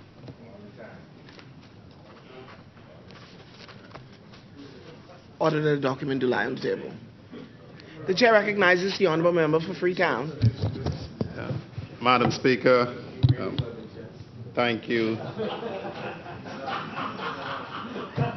And with that good-hearted laughter, good afternoon.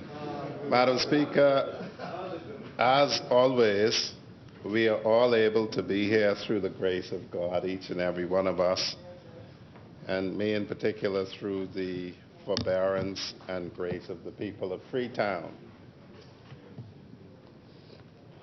Madam Speaker, before I begin, as the member for St. Anne's read something, I'm directed to read this by some people who may say they pin diaper on me, but since we are acknowledging birthdays, I'd wish to acknowledge the birthday of a centurion who hails from Ragged Island in the name of Enid Lockhart. And I quote, and this is what one of our relatives wrote, her daughter.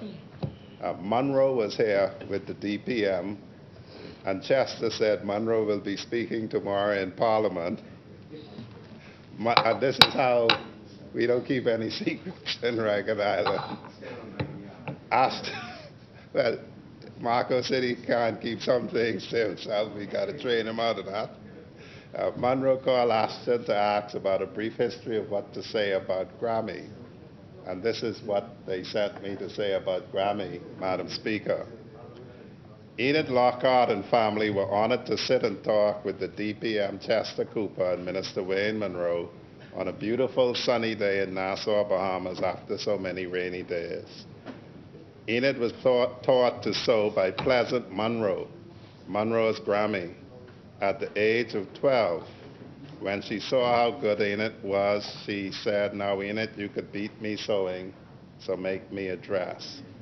Enid made dresses for her and her sister Verlene, which they wore and were photographed in Cuba,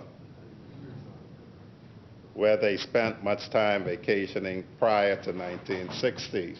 For those who don't know, before the revolution, we in Ragged Island went to doctor shopping in Cuba instead of coming up to New Providence, which was a further journey. Enid and her friend and cousin, Nita Lockhart, sewed for all the women of Ragged Island, and Enid gave back to the society by lining the coffins built by Cecil and Halton Lockhart. Enid came to Nassau to reside as a young woman and worked in Mademoiselle. She lived in Peter Street, where she and her aunt, Eugenia Lockhart, sewed for many ladies in the area, including the mother of the former Prime Minister, Dr. Minnis, Mrs. Rosalie North, who was a dear friend. Enid is well-traveled and often went to see her sister Ethel, who settled in Iowa. I was told that in the particular hospital, Enid's 6 children were the 6 first black people born to be born in that hospital. And how someone from Ragged Island find themselves in Iowa is but a mystery. 8 of her children and grands were fortunate to meet the DPM, who took time out of his busy schedule to present Enid with a lovely bouquet of flowers and talk to her and her family about her beloved Ragged Island. DPM talked about Maxine Wallace's Valentine party in Ragged Island, which he attended, and says that we need to have more homecomings, but agrees that since Hurricane Irma, the building up of Ragged Island is still ongoing. He also talked of her twin sisters, Sheila Curlin, owner of a restaurant in Ragged, and Florinda Hepburn. Both of them reside in Nassau, just around the corner from each other. It was a high day at the Lockett's Ranch during the visit, as the DPM was escorted by our very own Wayne Monroe, who serves as Minister of National Security, and whose grandfather was the cousin of Enid Lockhart, who is celebrating 100 years today. To God be the glory.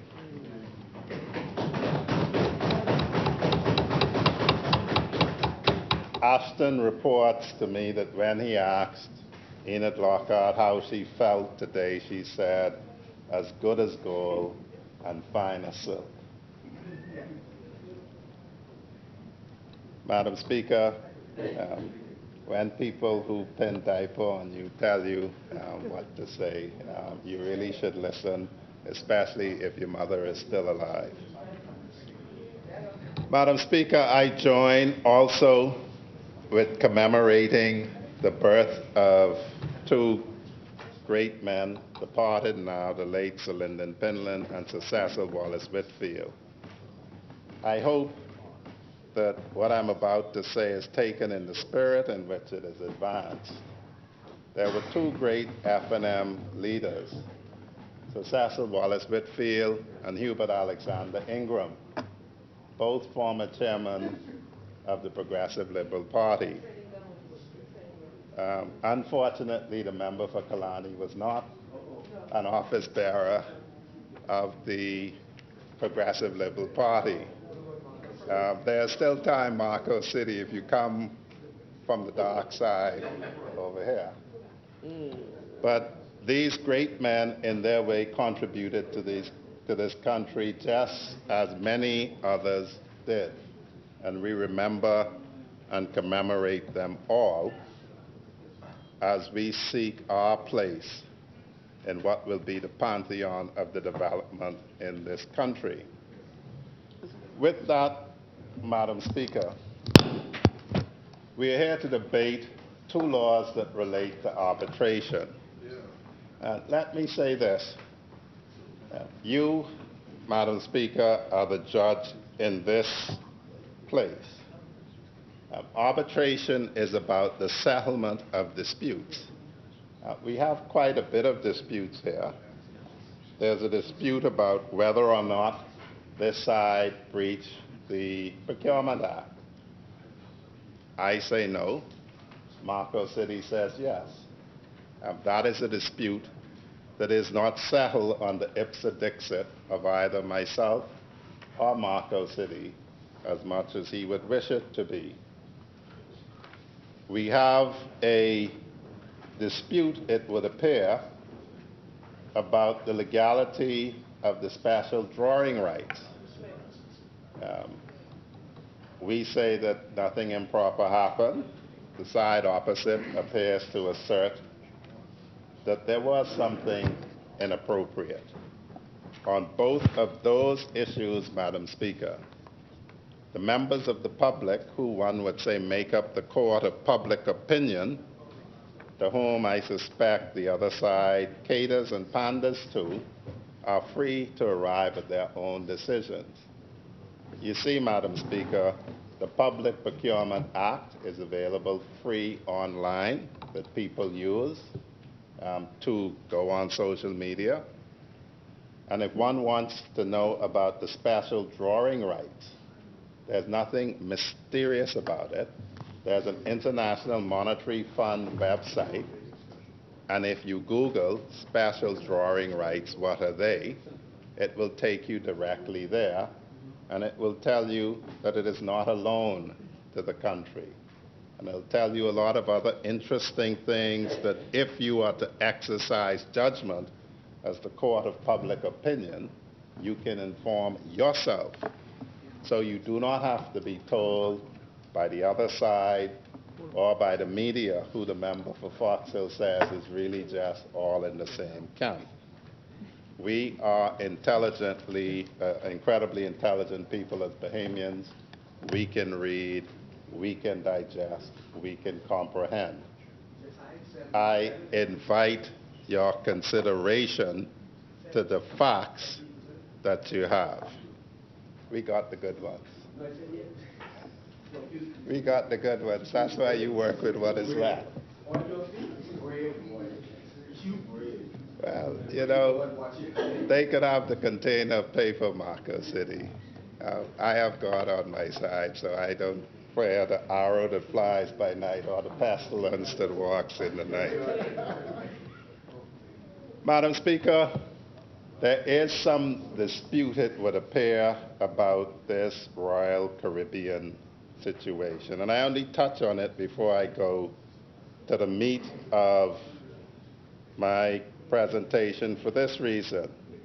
There appears to be some suggestion that there's some what the English would call dithering.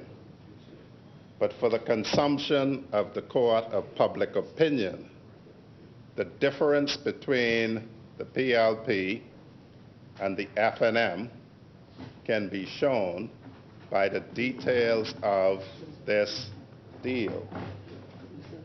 Under the RCL deal that the former administration made, that everyone except that my MP, the Minister for Finance, were party to, and because of the same collective responsibility that they tout, they are all responsible for. The difference is this. The government was giving RCL, the land that it had previously agreed to give to a Bahamian, Toby Smith. The tentative agreement, subject to conditions that is advanced now, is that the RCL is not given any land that was previously given to a Bahamian. In the previous iteration, RCL would have had complete dominion of their development. In the iteration now, RCL will not be able to run ferry service, which is reserved for Bahamians by the policy and still is. The government will impose a tourism development levy of 1%, where previously none was imposed. The government is to insist that Bahamians have actual equity in the development. So ordinary Bahamians will participate in it. And for the very first time, I believe, and seniors like Angliston can tell me, land that is being granted will not be given for some paltry sum. The previous agreement was a 150-year lease at $140,000 per year. The current proposal is value the land. We have that skin in the game. We get equity participation for what you are getting. You do not get it for free. Angliston is a big woman. She looks after herself quite fine. She doesn't need my protection, East Grand Bahama.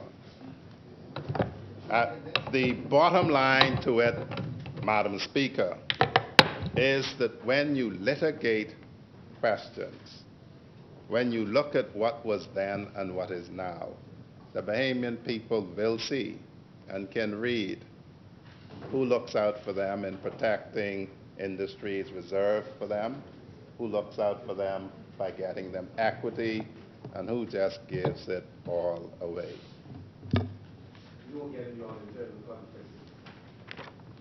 Madam Speaker,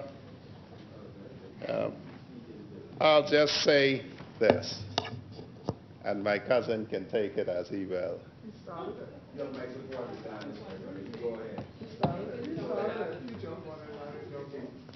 Fox Hill has set out who is to judge this. And the irony of this exchange is that the arbitration provisions are just bills that turn into act where people choose who is to make the decision. And that is what the bills we are debating are about. As free individuals, we get to choose who is to be the judge of an issue. If I were not comfortable with the member for Cat Island, Rumkey and St. Salvador being the judge of this, then I know what to do. But the system that we have sets him as the judge. If any of us are not comfortable with Madam Speaker being the judge of what happens in here, we are free to do what we have to do. That's right. The issue with arbitration that I would wish the Bahamian public to grasp quite firmly is this. Arbitration is an agreement to have somebody else determine your dispute other than the court. That's it, plain and simple. And so the simple concept that has been back and forward that everyone should grasp is that we all have a choice. And arbitration is about agreeing to be subject to your dispute being resolved by somebody you choose to resolve it. No more, no less.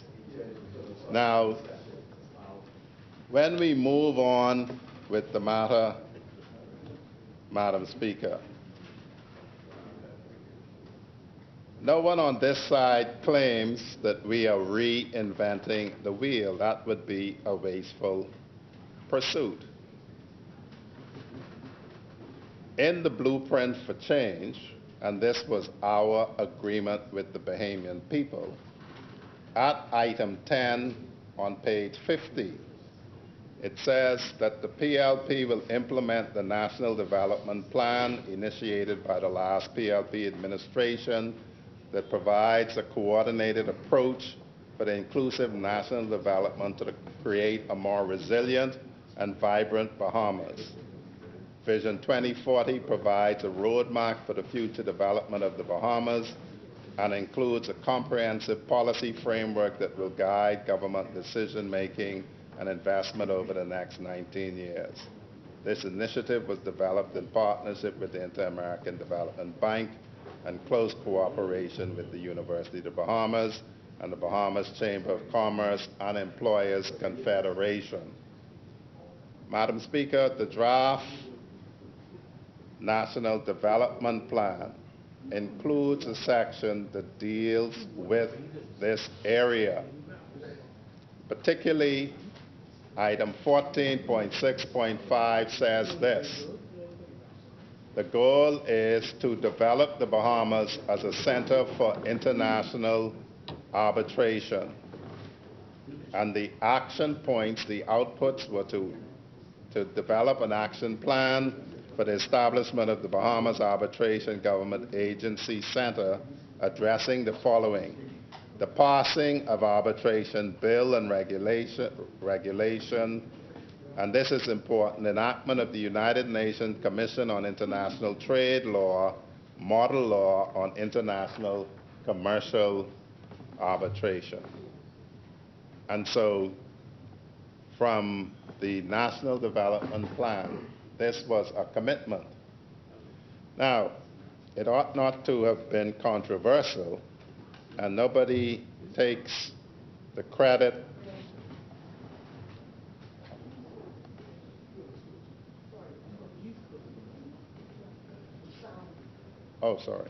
nobody seeks to steal any glory from the other side. In fact, in The Guardian, 22nd of January 2021, there was a headline, government focused on making Bahamas a leading arbitration center, a nice picture of the member for Kalani. And he yesterday committed the government to charting a new course to develop a uniquely Bahamian model that would position this jurisdiction as a leading center for international commercial arbitration in the Americas. And it goes on until we get to the quote from Dr. Minnis. What does it mean to chart a new course? For the Bahamas, we are primarily focused on establishing our jurisdiction as a leading center for international commercial arbitration in the Americas. We are on the cusp of the Bahamas becoming a United Nations Commission on International Trade Law, model law jurisdiction, once the International Commercial Arbitration Bill 2018 is enacted. End quote. What that means, Madam Speaker, is that the side opposite drafted a bill in 2018 in their first year in office. In their last year of office, they hadn't passed it. It hadn't been acted upon.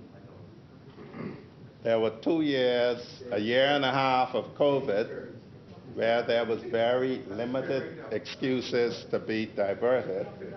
But in 2018, they drafted the bill, and in January 2021, as it turned out prophetically to be their last year of government, they still hadn't passed it. And so no, we don't think that this is some brilliant idea that we alone conceived of. It's actually the model law. That's what it is. It's the model law from the UN.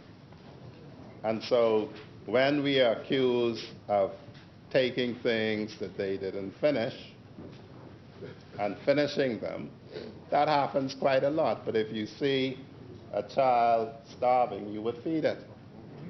And the fact that somebody else may have given birth to it wouldn't stop you feeding it. That would be an indictment on the person who didn't feed it. And so this bill largely was forecast in the National Development Plan in 2016, was drafted in 2018, and then silence other than talking.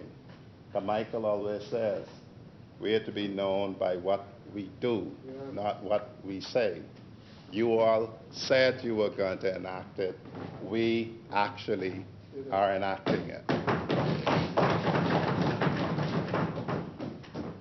Now, with that little bit out of the way, it's fairly uncontroversial because it is the subject of consultation. Nobody could really complain. There were some items raised legitimately by members opposite. And the first that I would wish to address is the issue surrounding Section 13, which provides no bar on participants based on nationality. And this concept of how do we have Bahamianization of this center. We started by saying that arbitration is a choice. So you choose whether you put an arbitration clause in your contract or not. For all Bahamian business people, I would recommend that you look at your contracts. There are two important clauses, and you can take it as free advice. One that will say which law applies to your contract and make sure it's Bahamian law. One will say, and that will include also what dispute resolution process you adopt. The choices are arbitration or the courts. You may choose arbitration for reasons we will get to very shortly. And then within the arbitration clause, you will see provisions as to where the seat of the arbitration will be, and that will be backward and forward. Well, it's a very simple concept. If we want to draw by this international commercial arbitration bill, international commercial arbitration to the Bahamas from people who aren't in the Bahamas, if they have to agree to it, if we put a lot of hurdles in their way, they simply won't agree to it. They will have the choice to say the seat can be in New York. You can have a seat in New York applying Bahamian law. You can have a seat anywhere applying Bahamian law. So if you put too many hurdles in people's way, they can simply choose not to have the seat of arbitration in the Bahamas. And then you will never end up as a leading center for arbitration. And so while we incentivize our people to prepare themselves, you will have to look very candidly of what has to happen if you want to make this a center. The benefits of this being a center is physically it's here, so you have benefits for the office spacing, the people to service that, and of course if it's here, the chances of Bahamian professionals being engaged in it is much higher than if the seat is in New York. So let us not deceive ourselves. Arbitration is a matter of choice in a contract, and if we want to make this a center, we have to determine what approaches in policy will encourage foreigners to decide to come and arbitrate their matters in the Bahamas as opposed to any of the other places that they could choose to set as the seat of their arbitration.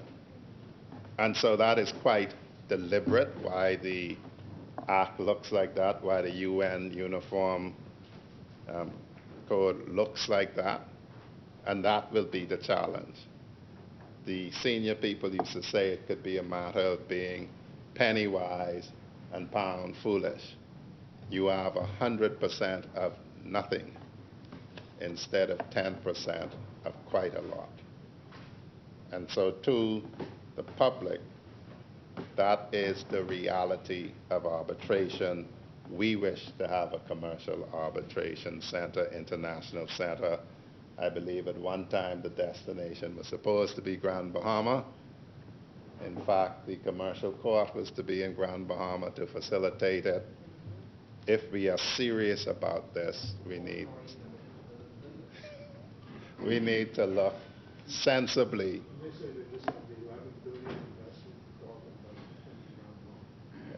The first step being the legislation, the next step in execution being now to drive the actual center. Much is left to do, but we have to keep our sound heads to do it. The next question raised was, why are we limiting by Section 17 in the Amendment Act? And there is a similar limit in the International Commercial Arbitration Act, which is Section 48, limiting potential challenges to an award. The whole purpose of arbitration is for it to be as final as possible. And so, in order for it to be as final as possible, you seek to limit the ways in which you can challenge it. You can challenge it for the reasons set out. The reality is this: a lot of people use arbitration for confidentiality, because if you take a matter before the courts, it's public. There are many reasons people don't like to do their business in public. I know a couple right off the top. But the moment that a matter leaves arbitration and hits the courts are in public. And so you will lose all the benefit of selecting arbitration for privacy if you have an unfettered access to the court. The policy, philosophically, you can try to assail it. There's been no pushback from it in these two pieces of legislation, is for the award of an arbitrator to be as final as possible. Bearing in mind that this is something you agree to. If you don't want to agree to this regime, you simply don't have to agree to arbitration.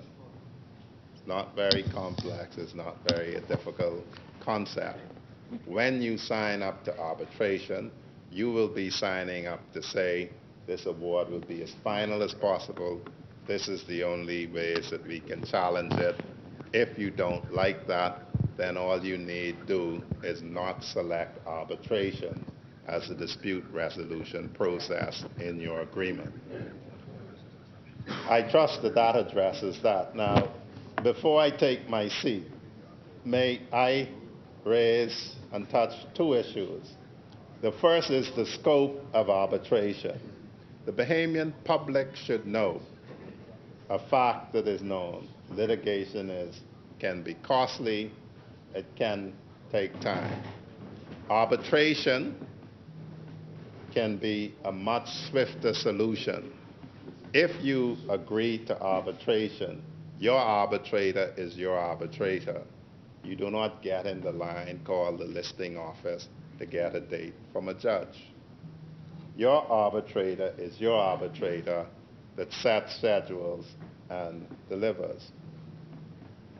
My people need to know, as Long Island has said, commercial matters aren't the only matters that you can arbitrate. Family disputes can be arbitrated, any numbers of disputes. The one type of dispute that I hope and pray starts to go more to arbitration is matters involving churches.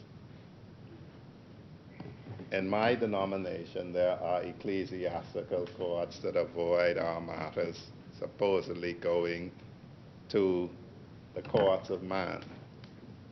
Most of our religious faiths believe that you're supposed to be judged not by the courts of man, but by believers. I would say in the hearing of our people, the churches are able, in their founding documents, in their agreements, to select arbitration set up in accordance with whatever their faith believes. for the resolution of any disputes that arise. And so I've been involved in a number of cases involving the church, where you would have a Pentecostal being represented by by two Anglicans before an Anglican or Roman Catholic judge, when their whole tenet is that you are supposed to be judged by believers. I would like the public to be fully aware that the Arbitration Act as amended applies as forcefully to church matters. And there are some fraternal organizations that end up before the courts. It applies to any organization that wishes to avoid the courts of man. It is an act that is there. It saves you going to the court with the expense and time that may be involved. The last point I would wish to make before I take my seat is this. Arbitrators generally are paid.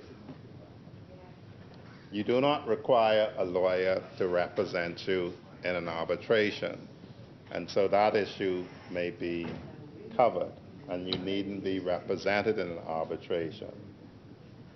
We will have to give serious thought about whether there's any space in this area for publicly funded arbitrators, or whether we will condemn people without the resources to pay an arbitrator to be stuck with burdening our courts.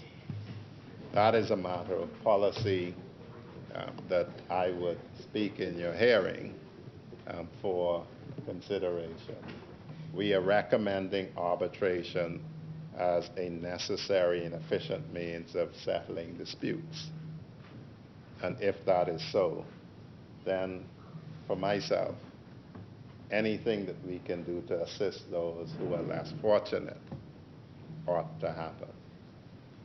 And so, Madam Speaker, on this day when many great people were born, and in this month where many great people were born, kicked off by yours truly on the 1st of March,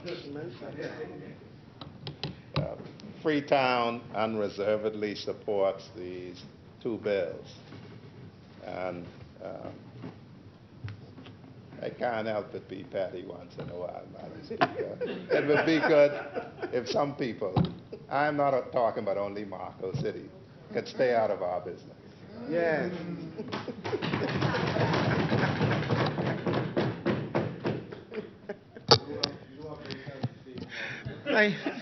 Thank you, Honorable Member.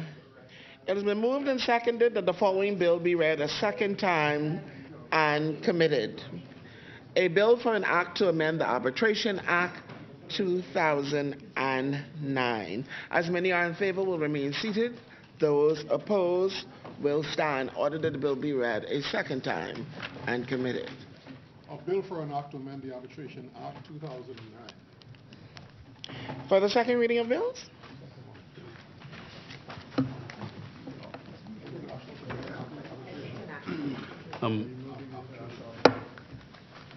Madam Speaker, I move for the second reading of the International Commercial Arbitration Bill 2023.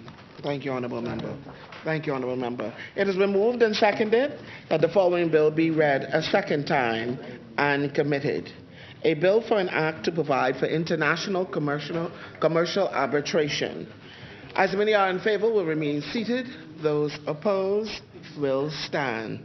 Order that the bill be read a second time and committed. A bill for an act to provide for international commercial arbitration.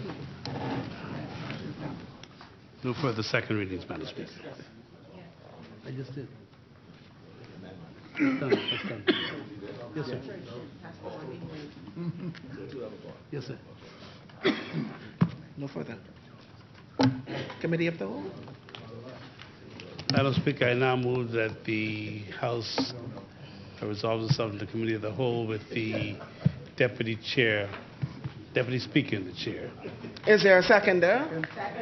Thank you, honorable members. It has been moved and seconded that the House do now resolve itself into the Committee of the Whole with the Deputy Speaker in the chair. As many are in favor, will remain seated. Those opposed will stand. The House will now resolve itself into the Committee of the Whole with the Deputy Speaker in the chair.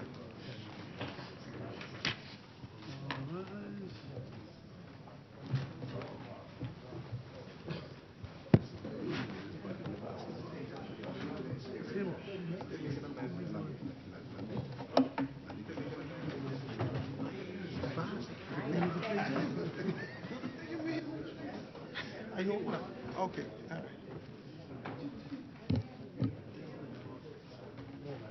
No?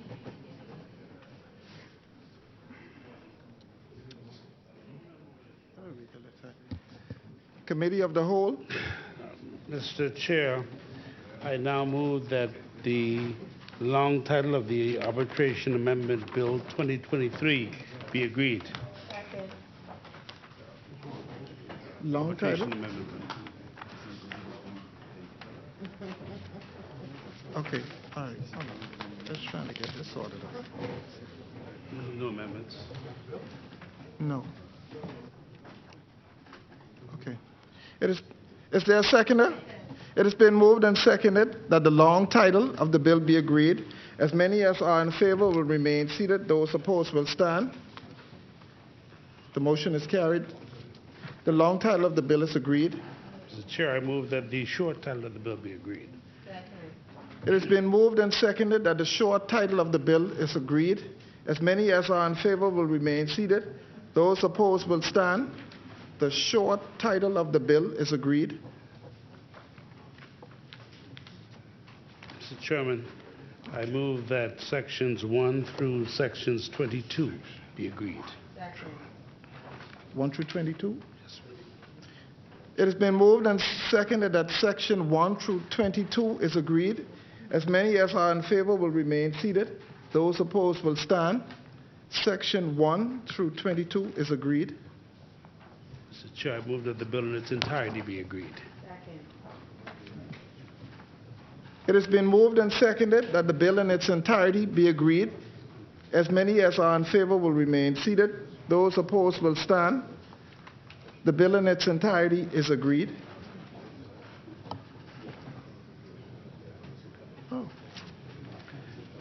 Mr. Chair, I move for the long title of the International Commercial Arbitration Bill 2023 be agreed. Long time. It has been moved and seconded that the long title of the bill be agreed. As many as are in favor will remain seated. Those opposed will stand. The long title of the bill is agreed.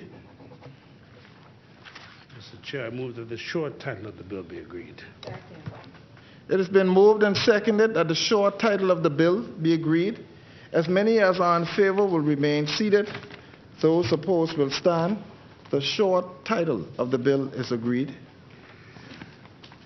Mr. Chair, I move that sections Part 1 through Part 8 be agreed.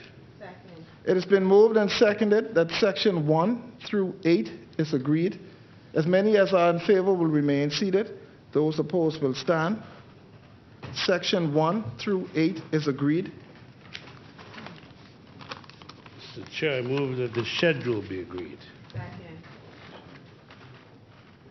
It has been moved and seconded that the schedule of the bill be agreed. As many as are in favor will remain seated. Those opposed will stand. The schedule of the bill is agreed. Mr. Chair, I move that the bill in its entirety be agreed. It has been moved and seconded that the bill in its entirety be agreed. As many as are in favor will remain seated. Those opposed will stand. The bill in its entirety is agreed. No further third readings, Mr. Chair. I now move that the Speaker now take the chair. It has been moved and seconded that the Speaker do now take the chair. As many as are in favor will remain seated. Those opposed will stand. The motion is carried. The Speaker will now take the chair. Yeah, that was it.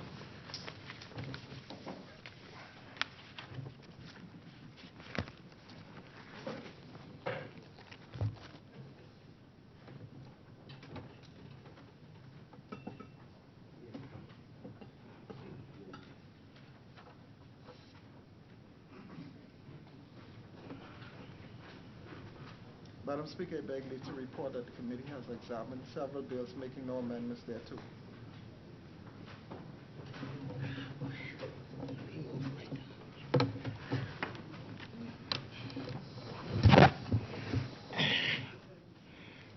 Honorable members, the Deputy Speaker and Chairman of the Committee of the Whole has reported that the committee has examined the bills having made no amendments thereto. Third reading and passing of bills. Madam Speaker, I now move for the third reading and passing of the Arbitration Amendment Bill 2023. Is there a seconder? Thank you very much. It has been moved and seconded that the following bill be read a third time and pass. Arbitration Amendment Act. No. A bill for an act to amend the Arbitration Act 2009. As many are in favor will remain seated. Those opposed will stand. Ordered that the bill be read a third time and passed. A bill for an act to amend the Arbitration Act 2009. The motion is carried for the third reading. This one? Oh, one at a time. That is correct.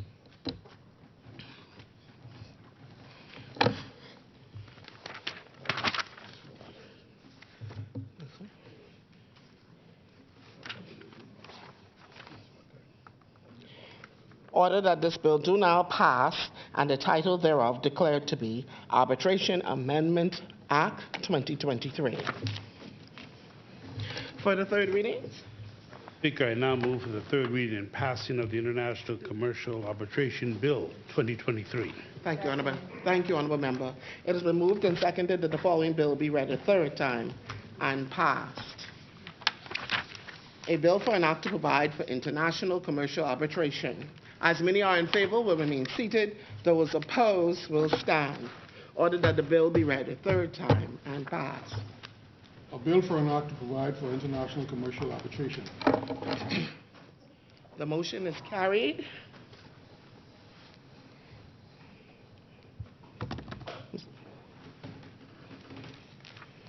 Ordered that this bill do now pass and the title thereof declared to be International Commercial Arbitration Act 2023.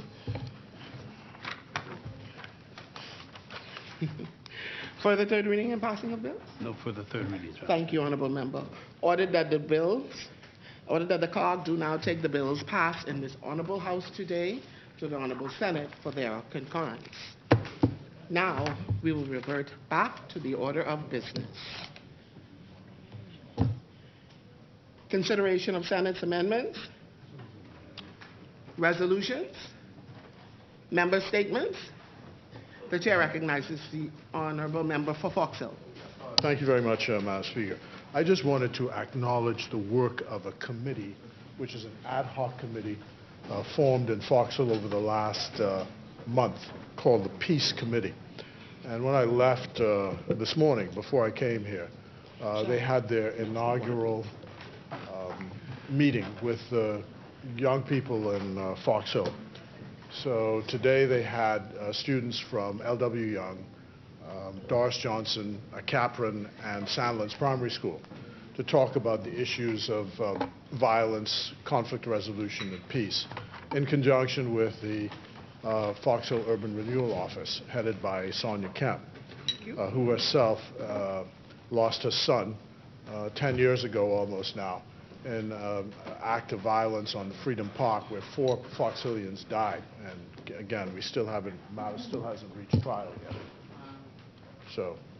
So you know the burden she's carrying. And it's extraordinary the number of people in the Fox Hill constituency who are mothers who are in that position, who've lost people from gunshot wounds. So this program was inaugurated by Jamal Davis in conjunction with the Fox Hill Urban Renewal Office to try and talk to kids about violence and conflict resolution. And I want to thank them for doing that. It was held at the Fox Hill Community Center. And I was explaining to them how when I was born, I think I said this so many times, 1953, the life expectancy at birth of male child was 50 years of age. I managed to live until 69 now, which is 19 years beyond that time. Today, a boy born in this country, 2022, can expect to live to be 72 years of age. So it is possible for you to manage your life in such a way as to make it in the longer term as opposed to the shorter term. And we must do everything we can to prevent 16-year-olders, 20-year-olders, 21-year-olders dying or killing themselves in the course of what could be a wonderful life. There's a lady in Foxhole, everyone called her Margwenny. She lived to be 106 years of age. There are two women now, Miriam Roca, who is 99, Nurse Curtis, who is 99.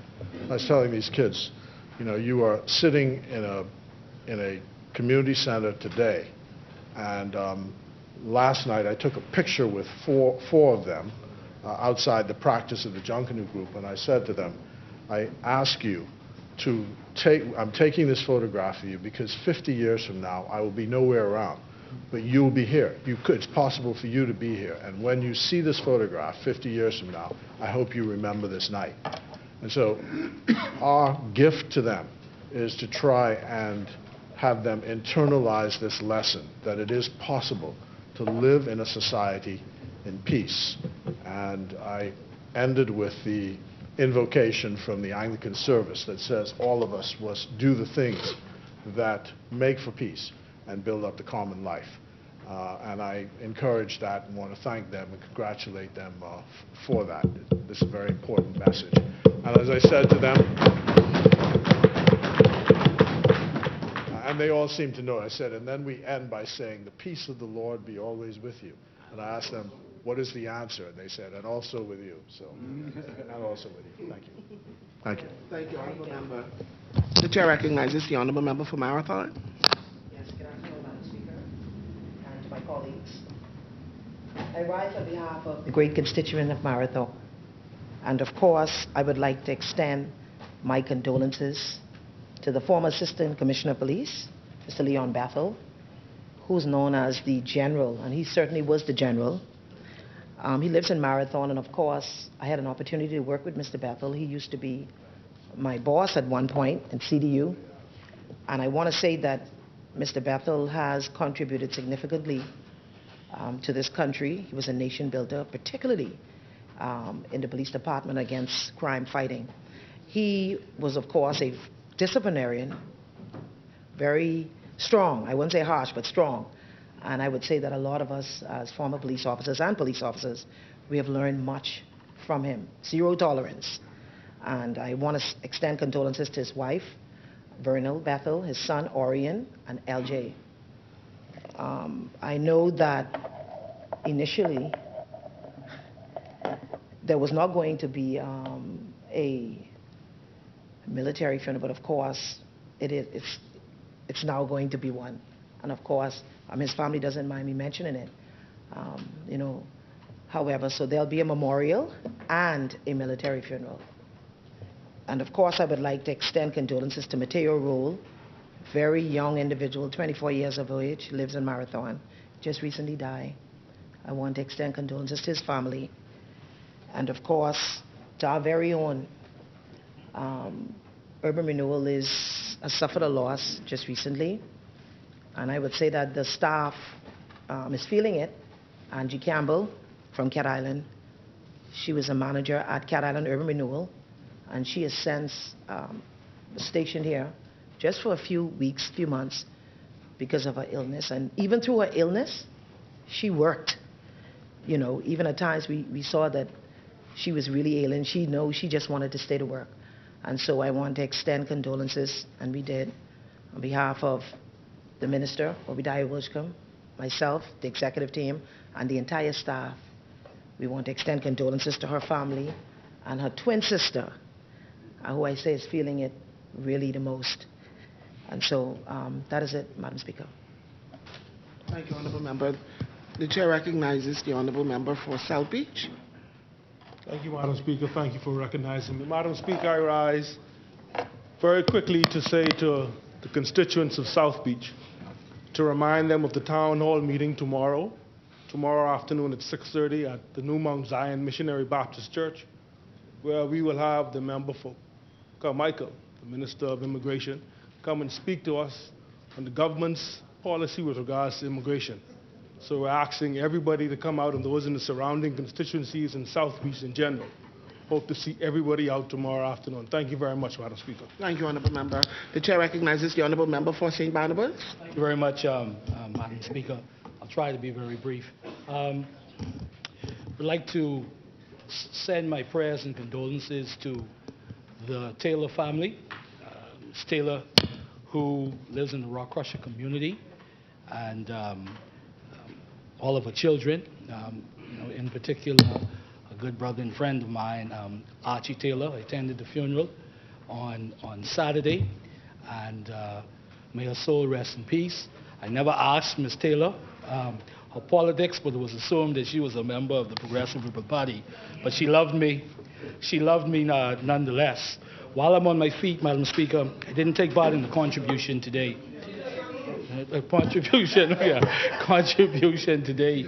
But I just wanted to, Madam Speaker, just quickly to just pay honor to the life and legacy of both Sir Lyndon Pindling and Sir Cecil Wallace Whitfield. And I was commenting to the member from Marco City that it is so surreal that these men were born, in the same year, in the same month, in the same month.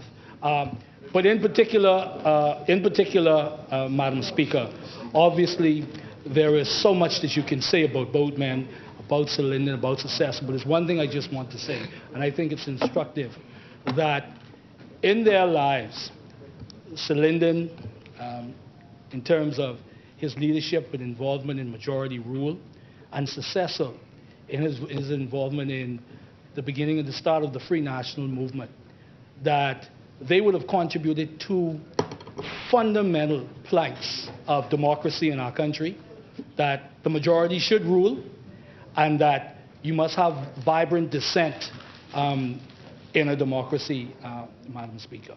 And so we are forever grateful for the legacy. Sorry? Yeah, that's fine. But what it speaks to, too, Madam Speaker, I wish to add this as well, that conflict in politics or in a democracy is not necessarily a bad thing.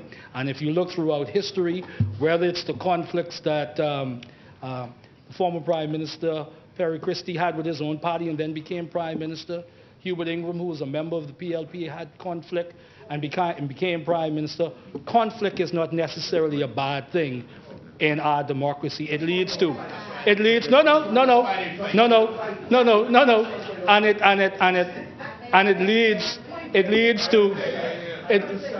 it leads to a better democracy. It leads to a better democracy, and very important for us in our development. Lastly, Madam Speaker, the leader of the opposition, I had an opportunity last week to go and sit with Mrs. Louise Bosfield, who's a meritorious council member in the Free National Movement. She celebrated her 102nd birthday. 100. And to see the energy and the intelligence and the engagement at 102, and the humor.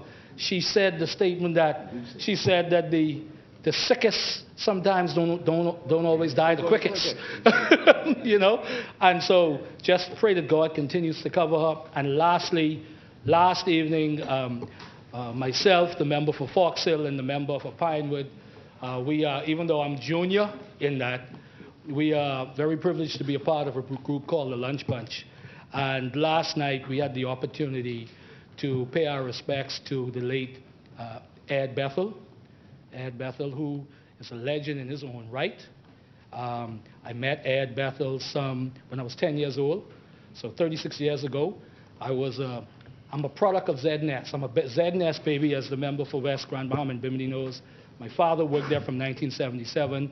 So I got to know Ed Bethel and all the legends who were there, Kelsey Johnson, Charles Carter, Mike Smith, and so forth. And That's right, you were there. No, you're.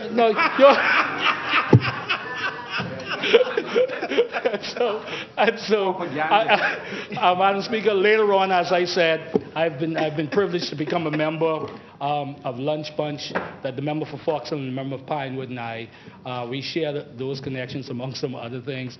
And getting to know Ed Bethel was just a reminder of the great contribution that he made to our country, not only just in journalism, but also in terms of in the diplomatic corps, Madam Speaker. In 1992, I'm going to finish right now, Madam Speaker. In 1992, when the Free National Movement became the government, for the first time, Madam Speaker, because, as far as persons were concerned, Ed Bethel was the voice out there, and if Ed Bethel didn't say it, it wasn't true. And my cousins and I, we were sitting around waiting for the results to come in, and there was this big debate about if the F&M had won the election. And one of my cousins said at the time, yeah, man, the F&M won because he heard Ed Bethel say it. So that was an interesting story, that Ed Bethel and his legacy and what he's given the Commonwealth of the Bahamas, a real gentleman, as they say, a gentleman and a scholar, Madam Speaker. And so I send my condolences to his entire family. Thank you very much. Thank you, Honourable Member. The chair recognizes the Honourable Member for Nassau Village. Thank you. Good afternoon, colleagues. Madam Speaker, I rise on my feet, of course, by the auspices of the great constituents of Nassau Village, and I thank them for electing me. But but what I like to do is offer condolences to the McIntosh family, and to the Andrews family, to the Williams family, and also to the Roll family. Over the weekend, I spent my birthday in beautiful Long Island, and I was contacted regarding 3 homicides in my constituency. 2 to constituents directly, Miss Florence Andrews. Her son, she would have lost her son on, I would say, the Cowpen Road incident. And then also to Miss Veronica Williams, who would have lost her son to the violence inside the yard on Sampson Street. And 2 months before that, the McIntosh family, to their son down on East Esmeralda of Nassau Village. And the reason I raise this point is because there seems to be a trend occurring with gun violence in the constituency, and I would just like to actually extend condolences, sincerest condolences to them, because all of those young men would have been under 35 years old, and it's truly a loss to the constituency. But I also would like to commend the Prime Minister and the Member of Parliament for Cat Island, Rumkey, and San Salvador for joining the joint lawsuit against the U.S. Companies for $10 billion.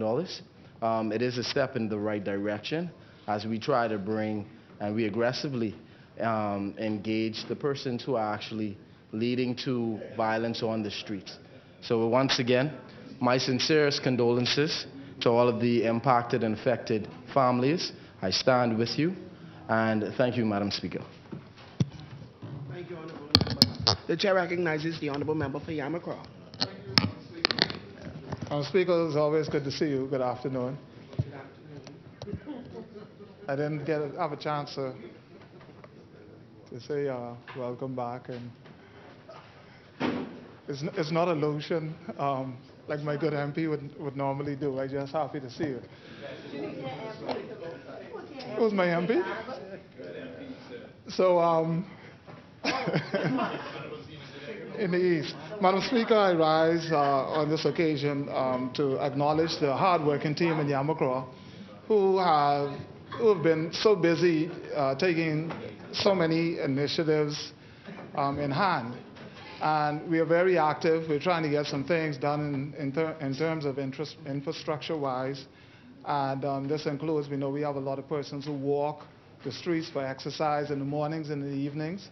And so we are working on getting our sidewalks completed in Yamacraw so that we have safe areas to walk, because the early mornings are darker when a lot of persons are on the street. And we are happy that people are taking their initiatives of better health and eating at hand, and you can see that very active in Yamakroa. And so I want to commend the team members there who are helping me with every initiative. They had a very successful bingo night at the library, which has become a main center that has, part of Elizabeth Estates, and the other eastern community is Yamakroa constituency. So on the topic of healthy eating, we're having a farmer's market. And this farmer's market in the east, we're hoping that this farmer's market can provide fresh fruits, vegetables, and for artisans to come and showcase not only what they're growing, what they have created at this farmer's market on Nassau East Boulevard. It is April 1st, and at the same time we are doing our Easter event for the children. So on the Nassau East South Boulevard, there's a park. The park, there will be the Easter egg hunt, and on the opposite side of the park is an open area, which is an extension of the park, where we will have the Yamakroa Farmers Market. And we're asking for all of the eastern area persons to come. The same opportunities and items that you would normally be able to get at the Gladstone area. You can now wake up early in the morning, and some people who don't like to brave the traffic in that area, they can come to the east and please support the Yamakroa Farmers Market. This supports our food initiative of self-security in food and also eating healthy. And so I invite yourself, Madam Speaker, and all parliamentarians here to come out and bring their supporters to support April 1st, 8 o'clock in the morning. We'll be there until 4. And that is on Nassau East Boulevard. You can call the office, and there are still a few more tents we're giving first preference for Yamakroa residents. But if you're interested in securing a tent to sell your wares, then you can contact the Yamakroa office. Check out the MP Zane Lightborn Yamakroa Facebook page, and you can get all of the information there also. It's a very active site. So like, share, follow. We appreciate your support, and thank you, Yamakroa. Thank you, Madam Speaker. Thank you, Honourable Member. The Chair recognizes the Honourable Member for St. Anne's. Madam Speaker, I have a matter that was brought up by a constituent yesterday. They have 2 commercial properties in the Palmdale area, and they were notified this month, contacted by one of these collection agencies that have apparently been engaged by the Inland Revenue Department. And the sum outstanding came out once they were advised what the collection agency was trying to charge, to a figure in the range of 25%. There was some almost $50,000 that was being claimed by the collection agency that needed to be paid right away, or they needed to enter into a payment option agreement to repay the collection fee. Now, I don't know what the terms are that the Inland Revenue Department has engaged persons on, but historically there's been issues with the Real Property Tax Department, and there may have been notice that collection agencies would be involved in collecting taxes going forward. But I would think that those collection fees would come out from what the government receives, a percentage of what is paid, not pay the entire property taxes plus 25% on top of that. In this case, almost $50,000. If there can be some position given by representatives from the Ministry of Finance today or at some later point, that would be helpful. But outside of that 25% fee, this constituent had previously written a representative from Inland Revenue back in 2019 and requested that they be able to pay their tax by a certain date. They never got a response back from the Real Property Tax Department, so they assumed that that was, in fact, something that was acceptable. And the collection agent shows up at their property on more than one occasion in recent days, putting them under tremendous stress.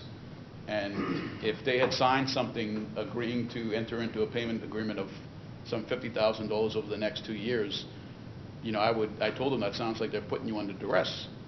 I think that this administration needs to look at what's actually going on, not just with the engagement of the collection agencies, but how they're behaving and conducting themselves. And if they think this New Day government that that's the proper way to deal with the Bahamian people, then they're going to find that a number of persons are not going to be in agreement with them, including this member of parliament.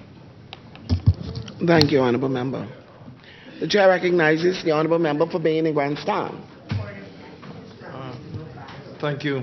Thank you, Madam Speaker, and good afternoon, everybody. I stand on behalf of the good people of the Bain and Grandstown constituency.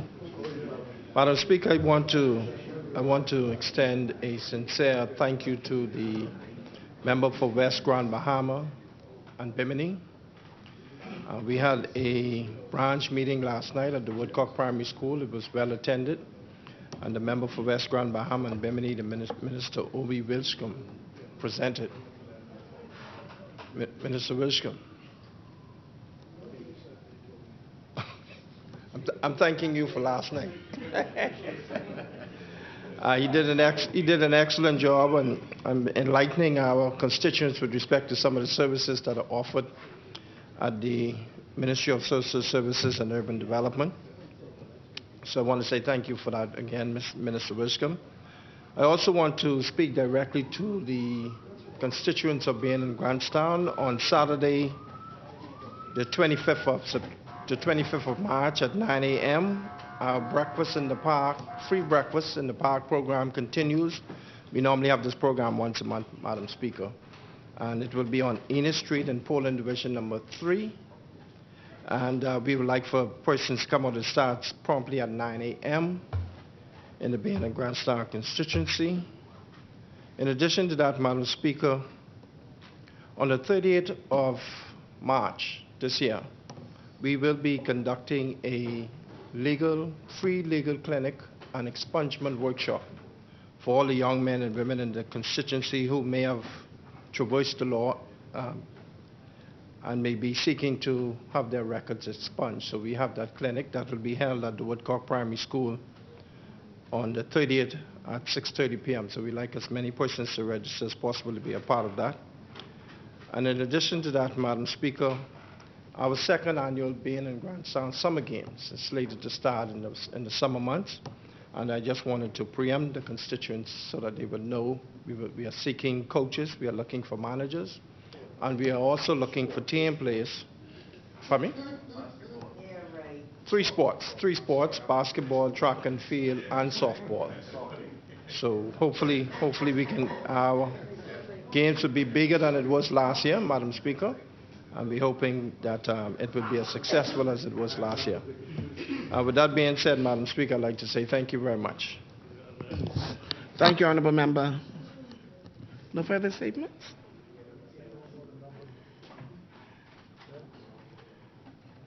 Appointment of select committees. Instructions to select committees. Discharge of select committees. Notices for future meetings. The Chair recognizes. Madam Speaker, wish to renew all notices in the name of the government. Thank you, Honourable Member. Renew all notices in the name of the opposition. Thank you, Honourable Member. Adjournment. Madam Speaker, I now wish to move for adjournment to April 12th, 2023 at 10 a.m. April 12th. Is there a seconder? Thank you, Honourable Members. It has been moved and seconded that the House do now adjourn to Wednesday, April 12th, 2023 at 10 a.m. As many are in favor will remain seated. Those opposed will stand. The motion is carried. Final adjournment. Madam Speaker, on the adjournment, just for the edification of members side opposite, with confirmation, we do intend to answer questions, and we will advise of the matter which we will debate upon return. But that is for the 12th of April, Madam Speaker. Thank you, Honourable Members. Madam Speaker, I now move that the House stands adjourned to April 12th, 2023 at 10 a.m. Thank you, Honourable Member. Is there a seconder? Thank you, Honourable Members. It has been moved and seconded that the House do now adjourn to Wednesday, April 12th, 2023 at 10 a.m. As many are in favor will remain seated. Those opposed will stand. The motion is agreed. The House stands adjourned to April 12th, 2023 at 10 a.m. All right.